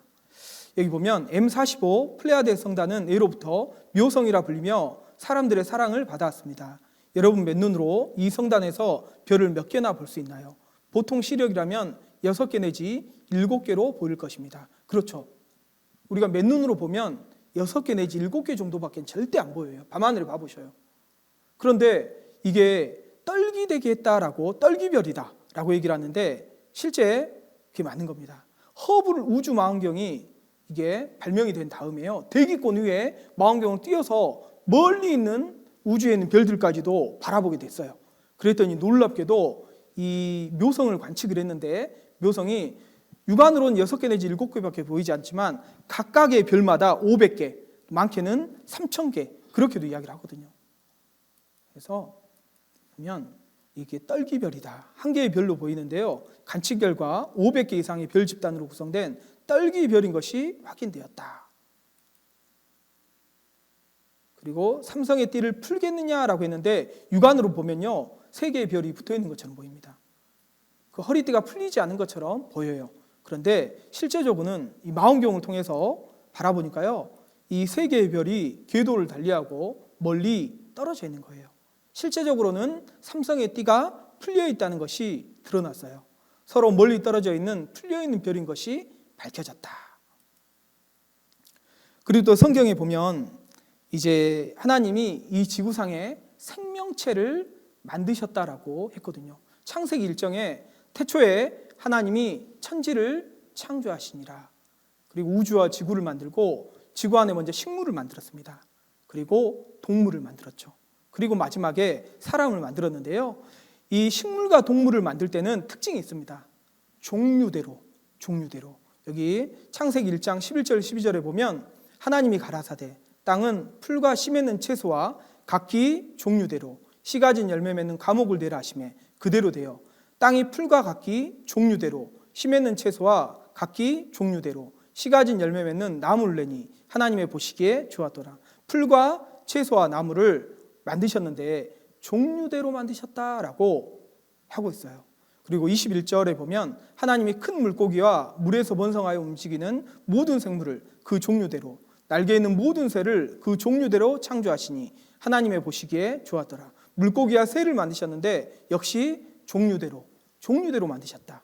그리고 24절 25절에 보면 하나님이 가라사대 땅은 생물을 그 종류대로 내되 육축과 기는 것과 땅의 짐승을 종류대로 내라 하시고 그대로 되니라. 하나님이 땅의 짐승을 그 종류대로, 육축을 그 종류대로, 땅에 기는 모든 것을 그 종류대로 만드시니 하나님의 보시기에 좋았더라. 육축과 기는 것과 짐승들도 각기 종류대로 만드셨다. 창세기 1장에만 종류대로란 말이 10번이 기록이 돼요. 왜 하나님이 굳이 안 해도 문맥에는 이상이 없거든요. 왜 종류대로 만드셨다라고 말씀하셨을까? 이 모든 생명체는요, 진화된 게 아니에요. 하나님이 처음부터 각기 종류대로 만드셨다는 것을 우리에게 말씀하시는 겁니다. 그래서요, 이제 이게 뭐예요? 토끼가 뭘 먹죠? 풀을 먹어요. 풀을 먹는데 토끼가 풀 말고 또 먹는 음식이 있어요. 그게 뭔지 알아요? 토끼는 자신의 무엇을 먹는 줄 알아요? 똥을 꼭 먹어야 된대요. 똥을 먹지 못하면 죽는다라고 이야기를 하거든요. 근데 왜 토끼는 자기 똥을 먹는 걸까? 그 이유를 몰랐어요. 그런데 성경에 보면 그 이유를 알 수 있는 겁니다. 레위기 성경에 보면요, 이게 이제 토끼가 먹는 똥인데요. 레위기 성경에 보면 레위기 11장 6절입니다. 같이 한번 읽어볼까요? 토끼도 색임질은 하되 굽이 갈라지지 아니하였으므로 너희에게 부정하고 라고 했는데 토끼가 뭘 한다고요? 색임질이 뭐냐면 대색임질을 말하거든요. 이 대색임질하는 동물들이 있습니다. 대표적인 게 소나 양이나 염소. 이것들은 대색임질하는 동물인데 소나 양이나 염소는요, 풀을 먹어요. 근데 풀을 먹는데도 굉장한 힘을 내거든요. 왜냐하면 대색임질을 하기 때문이에요. 대색임질을 통해서 풀에 있는 많은 영양분들을 충분히 섭취할 수 있는 거예요. 근데 그게 가능한 이유는 뭐냐면 소는 위가 몇 개인 줄 알아요? 4개예요, 4개. 여기 보면 주름이, 벌집이, 겹주름이, 반추위 4개의 위가 있습니다. 그래서요, 첫 번째 위에서 소화시킨 다음에 그대로 배출하는 게 아니라 다시 식도로 끌어올려요. 다시 씹고 다시 소화시키고 두 번째 위로 보내는 거예요. 이런 식으로 풀에 있는 영양분을 충분히 섭취하는 거거든요. 시골에서 소 키울 때 아침에 염을 주고 분명히 준 게 없거든요. 그런데 뭔가 어물어물 씹고 있잖아요. 다시 끄집어내서 씹고 있는 거예요. 이게 대색임질이거든요. 소나 양이나 염소들은요, 위가 4개예요. 그렇기 때문에 대색임질을 이렇게 할 수가 있는 겁니다. 그런데 토끼는 그동안 대색임질하는 짐승이라는 게 밝혀지지 않았어요. 그 이유가 뭐냐면 토끼는 위가 몇 개일까요? 토끼는 위가 하나밖에 없어요. 그래서 대색임질을 한다고 하니까 이거 성경이 틀렸나? 라고 생각할 수 있잖아요. 근데 놀랍게도 토끼는 대색임질하는 짐승이 맞았던 겁니다. 어떻게 대색임질한 줄 아셔요? 자기의 똥을 먹는 거예요. 첫 번째 위에서 음식을 먹고요, 소화를 시켜요. 그러면 이제 보면 이 첫 번째 똥은 찐득한 액체에 쌓여 있습니다. 여기엔 단백질과 비타민 B12가 풍부합니다. 토끼는 이것을 먹어 비타민 따위를 취한 다음 흔히 볼 수 있는 동글동글하고 굳은 똥을 눕니다. 첫 번째 똥을 놓는데 그 똥은요, 식변이라고 그래서 시코트로프라고 그래서 토끼에게 필요한 영양분이 있는 거예요. 그래서 그 똥을 먹지 못하면 토끼가 살 수 없다라고 하는 겁니다. 그래서 이 똥을 통해서 다시 먹는 거예요.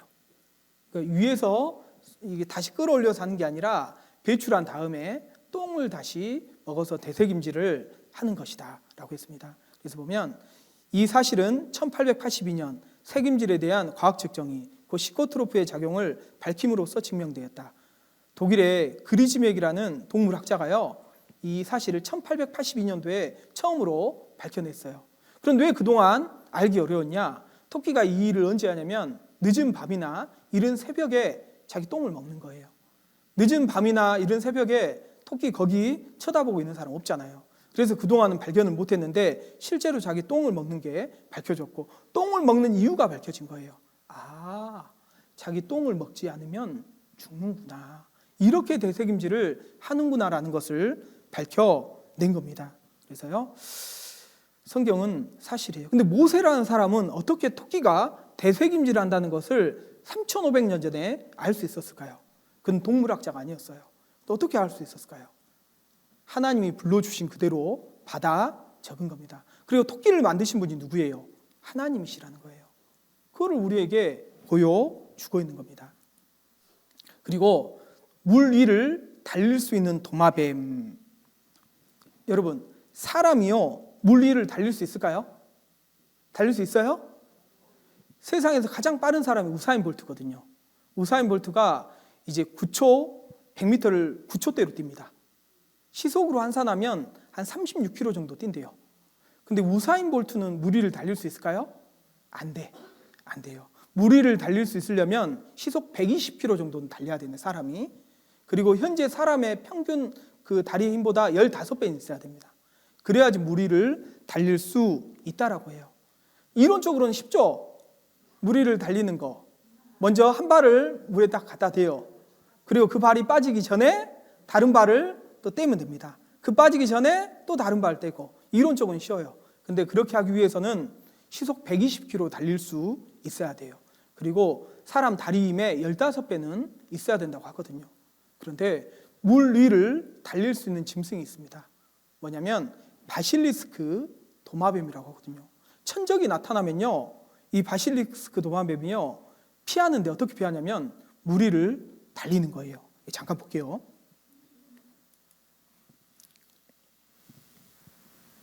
Basilic commun. Malgré son air détendu, il s'apprête à accomplir un petit miracle.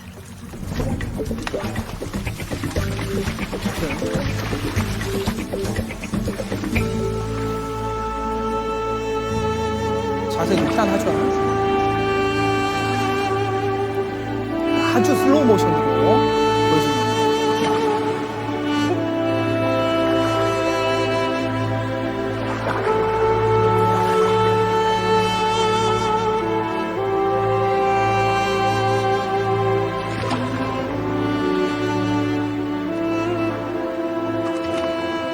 À l'échelle humaine, pour réaliser une telle prouesse, il faudrait courir à plus de 100 km. 네, 무슨 말인지 못 알아듣겠으니까. 네, 이 바실리스크 도마뱀에게 이런 능력을 주신 분이 누굴까요? 하나님이 주셨어요. 하나님이 모든 그 생명체에게요, 살 수 있도록 이런 능력들을 부여했습니다. 그리고 또 신기한 거 하나 좀 보여드리고 싶은데요. 여러분, 변신하는 새 있는 거 아시죠? 변신하는 새. 변신하는 새가 있어요. 어깨걸이 극락조라는 새인데요. 이 새는 언제 변신을 하냐면 수컷이 있고 암컷이 있습니다. 그런데요, 이 수컷이 변신을 해요. 수컷이 암컷에게 구애할 때, 개체수가 이 수컷은 적고 암컷은 적고 수컷은 많대요. 그래서 수컷들이 이제 암컷에게 구애를 하는데요. 구애할 때 어떻게 하냐면 먼저 큰 소리를 내서 암컷을 부른대요. 그리고 암컷이 앞에 다가오면요, 이제 등에 이제 검은 깃털이 있는데 검은 깃털을 세우고 또 가슴에 청록색 깃털이 있는데요, 그걸 펼쳐요. 그래서 깔때기 모양을 만들어서요, 이제 변신을 한 다음에 그 암컷 앞에서 깡총깡총 뛴대요. 그래서 나랑 사랑하자고. 그래서 구애를 한다고 그러는데요. 실제 이런 변신을 합니다. 이거 잠깐 볼게요.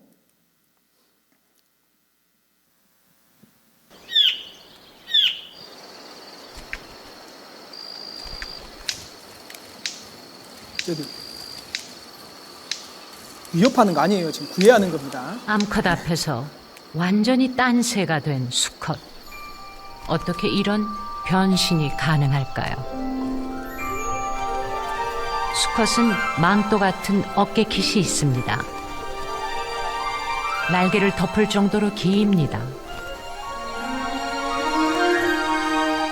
머리깃을 파란색으로 바꿀 수도 있습니다.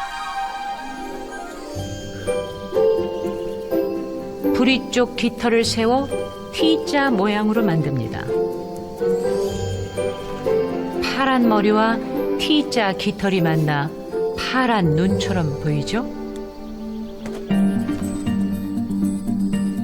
이 모든 걸 한꺼번에 움직여 변신합니다.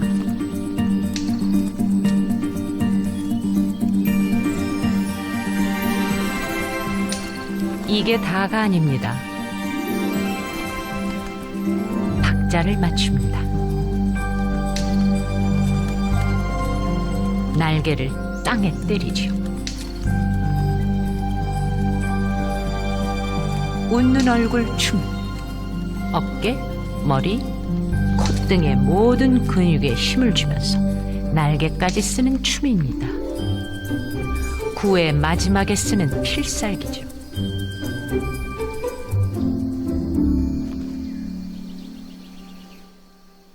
네, 신기하죠.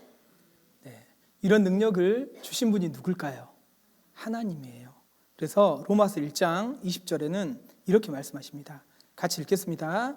창세로부터 그의 보이지 아니하는 것들 곧 그의 영원하신 능력과 신성이 그 만드신 만물에 분명히 보여 알게 되나니 그러므로 저희가 핑계치 못할지니라. 전 성경 한 번도 배운 적 없어요. 그래서 하나님 못 믿었어요 라고 핑계할 수 없도록 하나님이 이 만물 속에 하나님의 능력과 신성을 담아두신 거예요. 그래서 하나님은 보이지 않지만 하나님이 만드신 만물을 보면 하나님의 영원하신 능력, 하나님의 솜씨, 그리고 하나님의 신성가 하나님의 지혜, 하나님의 그 솜씨와 지혜를 만물을 통해서 알 수 있다라는 거예요. 그래서 우리는 만물을 통해서, 그리고 성경의 증거들을 통해서 하나님이 이 세상을 만드신 분이구나라는 것을 알 수 있는 겁니다. 그래서 우리는 핑계할 수 없는 거예요. 그리고 하나님이 모든 것을 만든 다음에 여섯째 날 가장 마지막에 사람을 만드셨어요. 근데 사람은 어떻게 만들었냐? 창세기 2장 7절입니다. 같이 읽겠습니다. 여호와 하나님이 흙으로 사람을 지으시고 생기를 그 코에 불어 넣으시니 사람이 생명이 된지라. 뭘로 만들었다고요? 흙으로. 사람의 몸은 흙으로 만드셨다. 근데 이런 질문해요. 어떻게 사람을 흙으로 만드냐고. 말도 안 된다 라고 생각할 수 있는데요. 우리 생각을 한번 해봅시다. 사람이 죽으면요 어떻게 되죠? 한 줌의 흙이 되는 거예요. 사람이 죽으면 땅에 묻잖아요. 시간이 오래 지나면요 뼈만 남습니다. 이장하려고 더 오랜 시간 걸쳐서 보면 그 뼈도 한 줌의 흙으로 돌아가 있는 거예요. 우리가 그건 믿거든요. 사람이 죽으면 결국 흙으로 그 몸은 돌아간다는 것은 믿어요.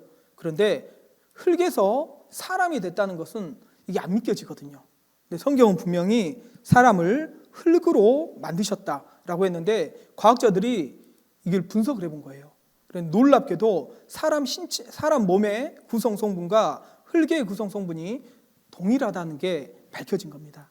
그래서 인체를 구성하는 광물질을 화학적으로 분석해 본 결과 흙과 같은 물질이라는 사실이 밝혀졌다. 흙으로 사람을 만든 것이 맞습니다. 그리고 이제 여기 보면요. 흙의 티끌로 사람을 창조했다. 구성 원소로 증명한다라고 했는데 이제 보면요. 우리가 그 흙으로 다양하게 만들 수 있는데 그 만든 사람의 솜씨에 따라서 달라요. 어린아이는 흙으로 이제 이런 것들을 만들죠. 그리고요. 조금 더 솜씨가 있는 도자기공. 도자기공은요. 동일한 흙으로 도자기를 만듭니다. 아주 멋진 작품을 만들어내죠. 조금 더 똑똑한 과학자들은요. 놀랍게도 이 모래를 통해서요. 반도체를 만드는 거 알아요? 모래에 있는 성분을 가지고 반도체를 만들어내는 거예요.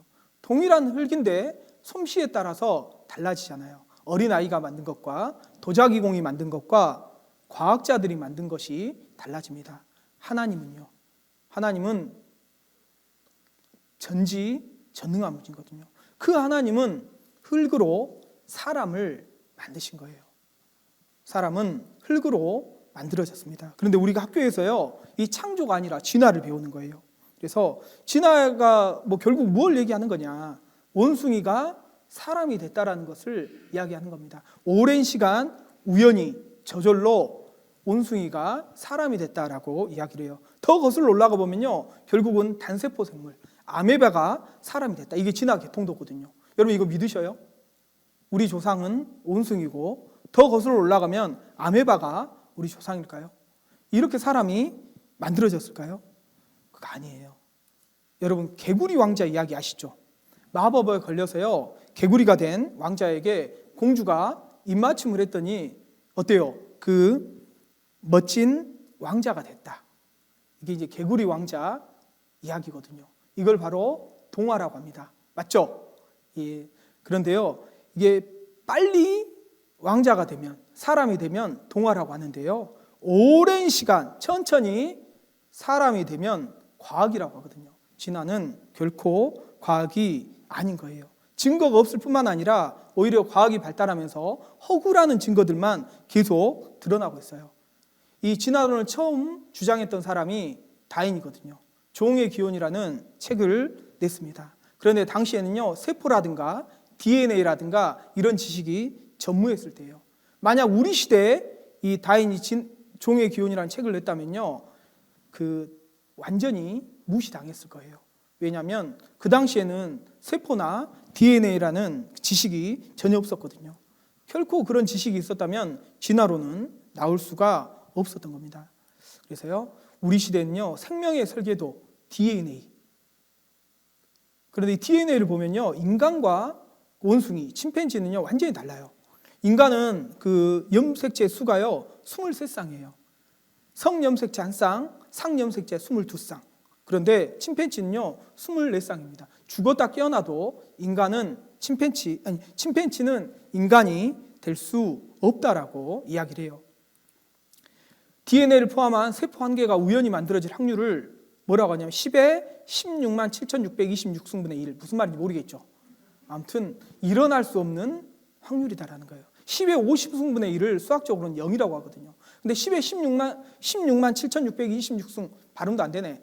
분의 1. 이런 확률은 절대 일어날 수 없는 확률이다. 확률적으로도 불가능하다. 세포 하나도 불가능한데 어떻게 원숭이가 사람이 될 수 있냐는 거예요. 이건 말이 안 되는 얘기거든요. 생명체의 출발점, 우연히 만들어질 확률은 뭐다? 제로다라고 이야기를 해요. 근데 학교에서 우리 학생들이요, 진화론을 배웁니다. 여러분들도 진화론을 배웠을 거예요. 그리고 그렇게 믿고 있는 사람들도 너무나 많은 거예요. 잠깐 이거 볼게요. 학생들이 배우는 과학 교과서의 내용들에는 조작된 것과 오류로 드러난 것, 낡은 이론도 포함되어 있습니다. 기성세대들에게도 익숙한 오스트랄로피테쿠스와 네안데르탈인 등의 원시 인류, 해켈의 배 발생도, 생물 개통도 등이 모두 조작이거나 오류, 실제 현상과 다른 빗나간 예측 등이었습니다. Can you give an example of a genetic mutation or an evolutionary process which can be seen to increase the information in the genome?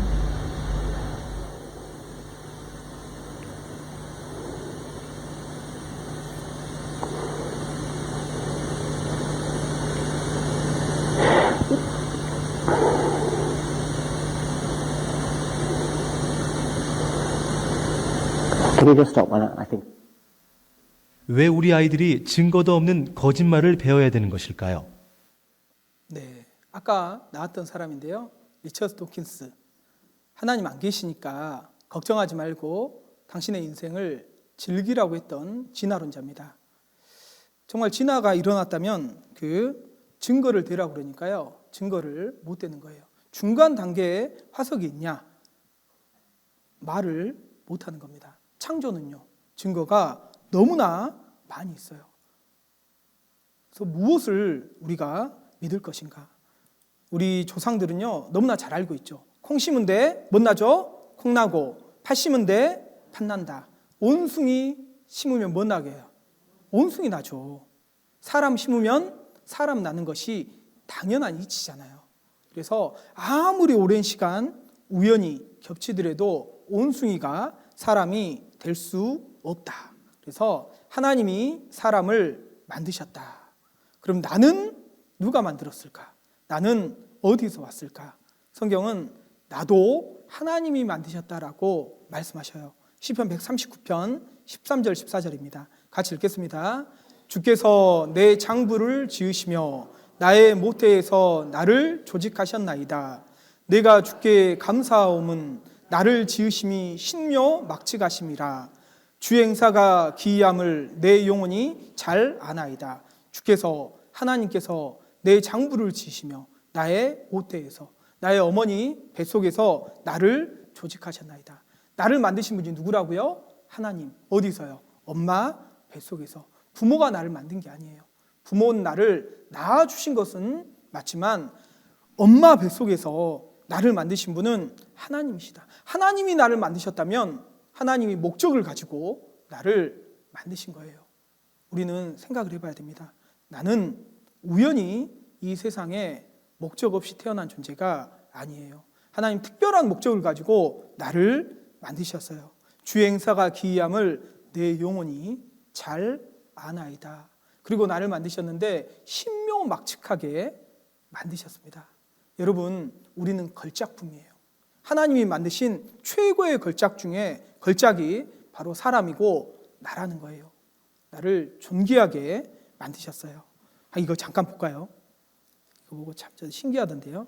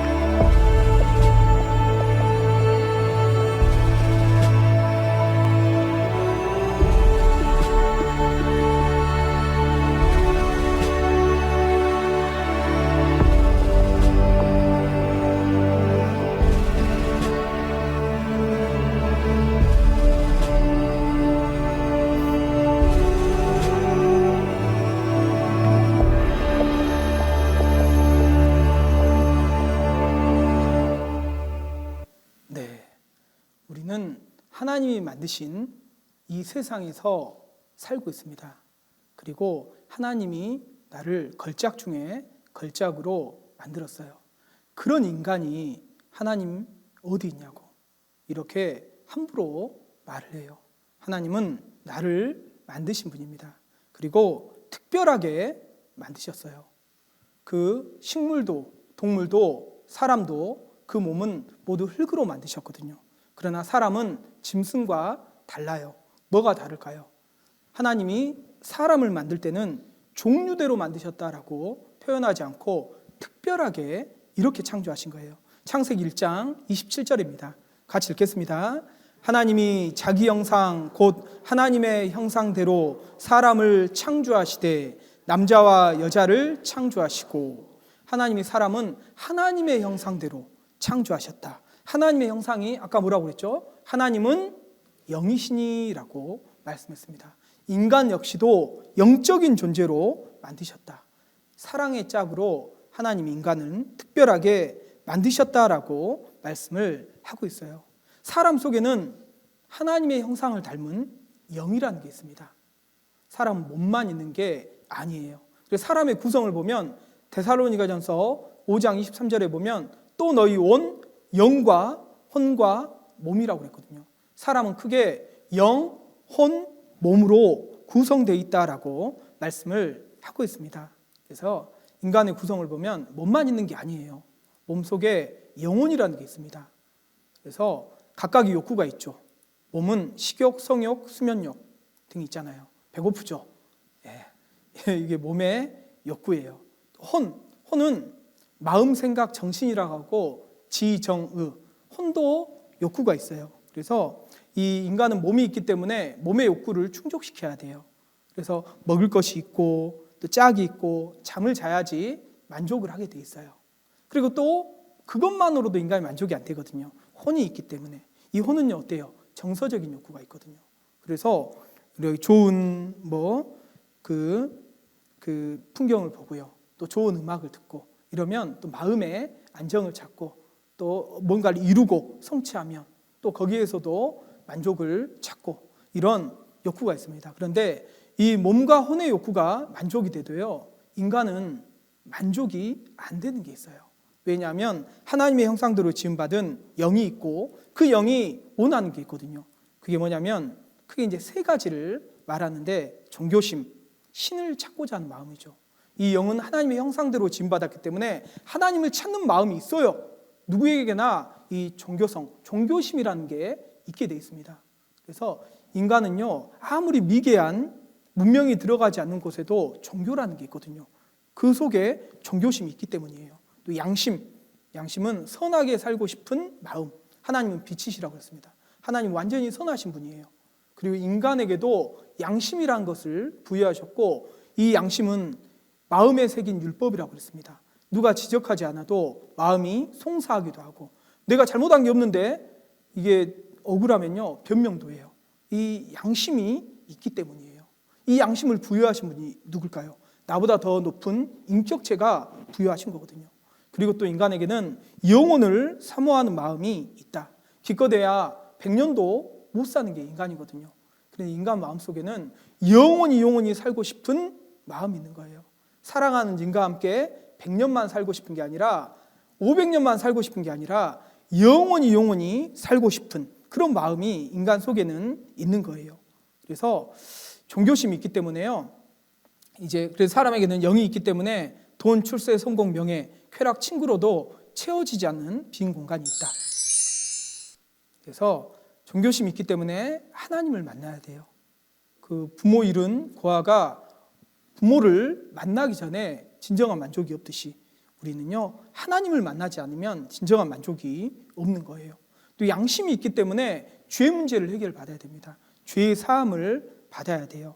그리고 영혼을 사모하는 마음이 있기 때문에 영원한 생명을 얻어야 진정한 인간에게 만족이 있다는 거예요. 정리해보면 하나님을 만나서 죄 용서를 받고 영생을 얻어야 진정한 행복이 있는 겁니다. 그게 우리 인생의 궁극적인 목적이에요. 그러면 죽음 이유는 어떻게 될까? 아까 이제 죽음에 대해서 생각을 해봤는데 죽음 이유가 있다라고 말씀을 했습니다. 전도서 12장 7절입니다. 같이 읽겠습니다. 흙은 여전히 땅으로 돌아가고 신은 그 주신 하나님께로 돌아가기 전에 기억하라. 사람이 죽으면 뭐라고 표현하냐면 돌아가셨다라고 표현을 해요. 돌아가셨다는 말을 잘 생각해 보셔요. 여러분 어디서 오셨어요? 집에서 오셨죠. 이 말씀 끝나면 식사하시고 어디로 돌아가요? 집으로 돌아가잖아요. 돌아가고란 말은요 왔던 곳으로 다시 갔단 말이에요. 그래서 이 흙은 몸을 가리키거든요. 몸은 어디에서 왔죠? 흙에서 왔기 때문에 결국 한 줌의 흙으로 땅으로 돌아가고 신, 영어로 보면 스피릿, 영이거든요. 이 영은 그 주신 하나님께로 돌아가기 전에 기억하라. 죽음은 소멸이 아니에요. 죽음은 돌아가는 겁니다. 누구에게? 하나님께로 돌아가는 것. 하나님이 나에게 영을 주셨거든요. 그리고 하나님이 취하시면 그 하나님께로 다시 돌아가는 겁니다. 그래서 죽음에 대한 표현을 보면 돌아가셨다라고도 표현하고 별세하셨다라고도 표현하죠. 이별 별자, 세상 세자. 그런데 몸은 그대로 있잖아요. 죽어도 그 시체는 이 세상이 그대로 있잖아요. 근데 뭐가 이 세상과 이별했다는 거예요? 몸 속에 영혼이 몸을 빠져나간 거예요. 이 세상과 이별했다라는 의미입니다. 그리고 숨을 거두다라는 표현도 쓰는 거예요. 농부가 봄에 씨앗을 뿌리죠. 그리고 가을에 곡식을 거둡니다. 알곡은 모아 곡간에 들이고 쭉정이는 불에 태워버려요. 쓸모없는 것처럼. 쓸모없기 때문에. 그것처럼 하나님이요, 우리가 태어날 때 숨을 심은 거예요. 영혼을 심어 두신 겁니다. 그리고 우리가 죽을 때 숨을 거두어 가요. 이 영혼을 도로 가지고 가는 거예요. 그리고 알곡은모와 곡간에 드린 것처럼 이 세상에 사는 동안 구원받은 사람들, 영생 얻은 사람은 천국 곡간에 채우시고요. 구원받지 못하고 여전히 살아가고 있는 그 사람들은 죽음 이후에 축정이처럼 꺼지지 않는 불, 지옥으로 보내는 것이 하나님의 계획이에요. 숨을 거두다. 거두는 주체가 있어야 되잖아요. 하나님이 거두어 가시는 거예요. 오늘 밤에 내 영혼을 도로 찾으리니 그랬거든요. 오늘 밤이라도 하나님이 내 영혼을 도로 찾아가시면요, 우리는 하나님 앞에 서야 되는 거예요. 그래서 욥기 19장 26절에는 이렇게 말씀하고 있습니다. 같이 읽겠습니다. 나의 이 가죽 이것이 썩은 후에 내가 육체 밖에서 하나님을 보리라. 나의 이 가죽, 내 몸을 가리키죠. 썩은 후에, 죽음 후를 가리키는 거예요. 죽음 후가 있다. 내가, 몸은 분명히 죽었는데요, 이 내가는 누굽니까? 내 몸속에 있는 영혼을 가리키는 거예요. 진짜 나를 가리키는 거예요. 이건 내 손이고 내 팔이고 내 다리입니다. 그럼 나는 누굴까요? 이 몸속에 있는 영혼이 진짜 나라는 거예요. 내가 육체 밖에서 누굴 본다고요? 하나님을 보리라 라고 말씀하시는 거예요. 죽음 이후에 하나님을 반드시 보는 날이 있는 거예요. 하나님이 있으면 어디 있냐? 한 번만 보여주라 라는 분이 있죠. 이 땅에 사는 동안은 하나님 못 봐요. 보고 살짝 없다라고 했거든요. 언제 보냐? 육체 밖에서 하나님을 보는 날이 있는 겁니다. 이 건물 안에 있으면요, 파란 하늘 볼 수 있어요, 없어요? 없어요. 건물 밖을 나가면요, 파란 하늘 볼 수 있는 것처럼 육체 밖에서 진짜 하나님을 보는 날이 있는 겁니다. 그래서 우리는 준비해야 돼요. 그래서 죽음이란, 여기 야고보서 2장 26절에 보면 영혼 없는 몸이 죽은 것 같이라고 했는데, 죽음이란 소멸이 아니에요. 분리입니다. 몸과 영혼이 분리하는 거예요. 영혼과 육체가 분리하는 게 죽음이다. 그래서 나는 어디서 와서 어디로 갈까 했는데, 몸은 흙에서 와서 결국 한 줌의 흙으로 돌아갑니다. 영혼은요, 하나님께로부터 왔기 때문에 죽으면 어디로 돌아가요? 결국 하나님께로 돌아간다라고 말씀을 하고 있어요. 그래서 중요한 게 그거예요. 전도서 12장 1절 같이 읽겠습니다. 너는 청년의 때 곧 곤고한 날이 이르기 전, 나는 아무 낙이 없다고 할 내가 가깝기 전에 너의 창조자를 기억하라. 청년의 때 곤고한 날이 이르기 전, 나는 아무 낙이 없다고 할 내가 가깝기 전에 너의 창조자를 기억하라. 하나님께 돌아가기 전에 힘이 있을 때, 이 말씀을 들을 수 있을 때, 우리에게 기회가 있을 때 듣고 너의 창조자를 기억하라. 나를 만드신 분이 정말 계시다면, 창조주 하나님이 계시다면 하나님이 나를 왜 이 땅에 보내셨을까? 단지 이 땅에 70년, 80년 고생하며 수고하며 사는 것이 내 인생의 전부일까? 그게 내 삶의 목적일까? 분명히 하나님은 나에게 분명한 목적을 가지고 이 땅에 태어나게 하신 거예요. 그래서 창조자를 기억해야 돼요. 죽기 전에 하나님 만날 준비를 해야 되는 겁니다. 한 사람이요, 교통사고 당할 확률이 35%랍니다. 그런데 이 35%의 확률 때문에 사람들은 자동차 보험을 준비하죠. 65%는 자동차 사고 안 날 수 있잖아요. 그런데 35%의 확률 때문에 보험을 준비하거든요. 그리고 또 한 사람이 평생 암에 걸릴 확률은 36%랍니다. 100명 중에 36명이 걸린대요. 그래서 이 확률 때문에 사람들은 암보험을 준비해요. 그렇죠. 36%의 확률에 내가 걸릴 수도 있기 때문에 보험을 준비하잖아요. 미리 준비하잖아요. 그런데 이 세상에 확률이 100%짜리가 있어요. 그게 뭘까요? 아까 말씀드렸잖아요. 모든 사람은 누구나 반드시 갑자기 죽을 수 있다. 죽는다. 확률 100%의 일이 뭐냐면 죽음입니다. 모든 사람은 반드시 죽게 돼 있어요. 죽음으로 끝일까요? 성경은 끝이 아니라고 이야기를 하는데, 내 생각을 끝까지 붙잡고 가다가 만약에 죽음 이후에 하나님을 만났을 때 죄 문제 해결하지 못하고 하나님 앞에 서면 안 될 거예요. 그래서 우리는 준비해야 됩니다. 여기 이 묘비명이라는 아주 재미있는 글귀가 있어서 가져갔는데요.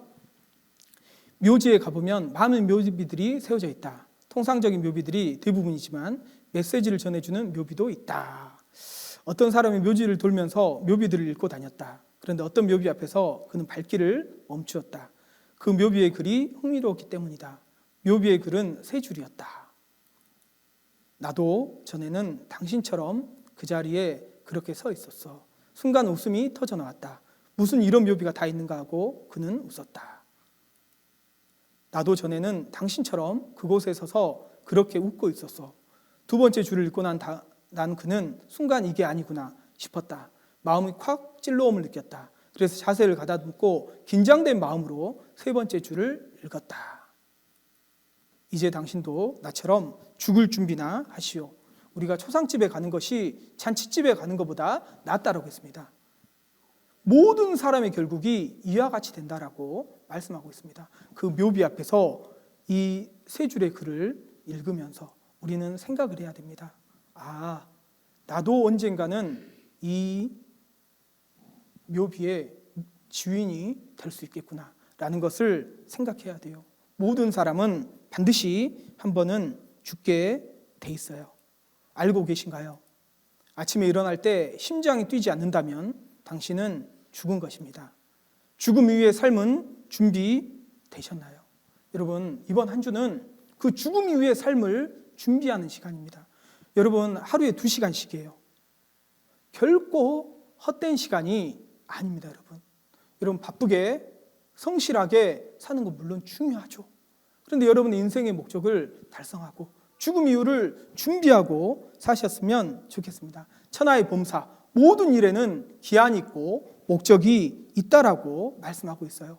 인생도 날 때가 있고 죽을 때가 있습니다. 그리고 우리는 죽기 전에 반드시 찾아야 될 인생의 목적이라는 게 있어요. 창조자 하나님을 만나고 그 하나님 앞에 죄 용서를 받고 또 영생을 얻어 하나님 계신 천국에 가는 게 바로 죽음을 준비하는 거고 우리 인생의 목적이에요.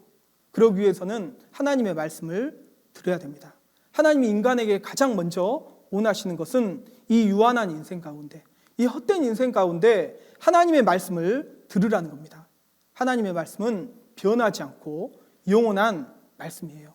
그래서 이번 한 주 동안 모든 분이 끝까지 말씀을 들었으면 좋겠습니다. 아시겠죠? 내일도 모두 뵐 수 있으면 좋겠습니다. 같이 기도하고 마치겠습니다. 천지 만물을 창조하시고 어머니 뱃속에서 나를 만드신 살아계신 하나님 아버지, 참으로 감사를 드립니다. 하나님 모르고 살던 우리들에게 하나님의 말씀을 들려주시고 말씀을 통해 하나님이 참으로 살아계시다는 것을, 또한 우리가 왜 이 땅에 사는가를 알게 해주심을 감사드립니다. 함께 머리 숙여 기도하는 모든 분들, 하나님께서 천하보다 더 귀하게 여기는 영혼임을 잘 알고 있습니다. 이번 한 주 끝까지 하나님의 말씀을 들을 수 있도록 각각의 심령 붙들어 주시기를 간절히 바라고 노나옵니다. 모든 것 하나님의 손길에 부탁을 드리오며 저희를 언제나 사랑하시는 예수님의 이름으로 감사하며 기도드렸습니다. 아멘.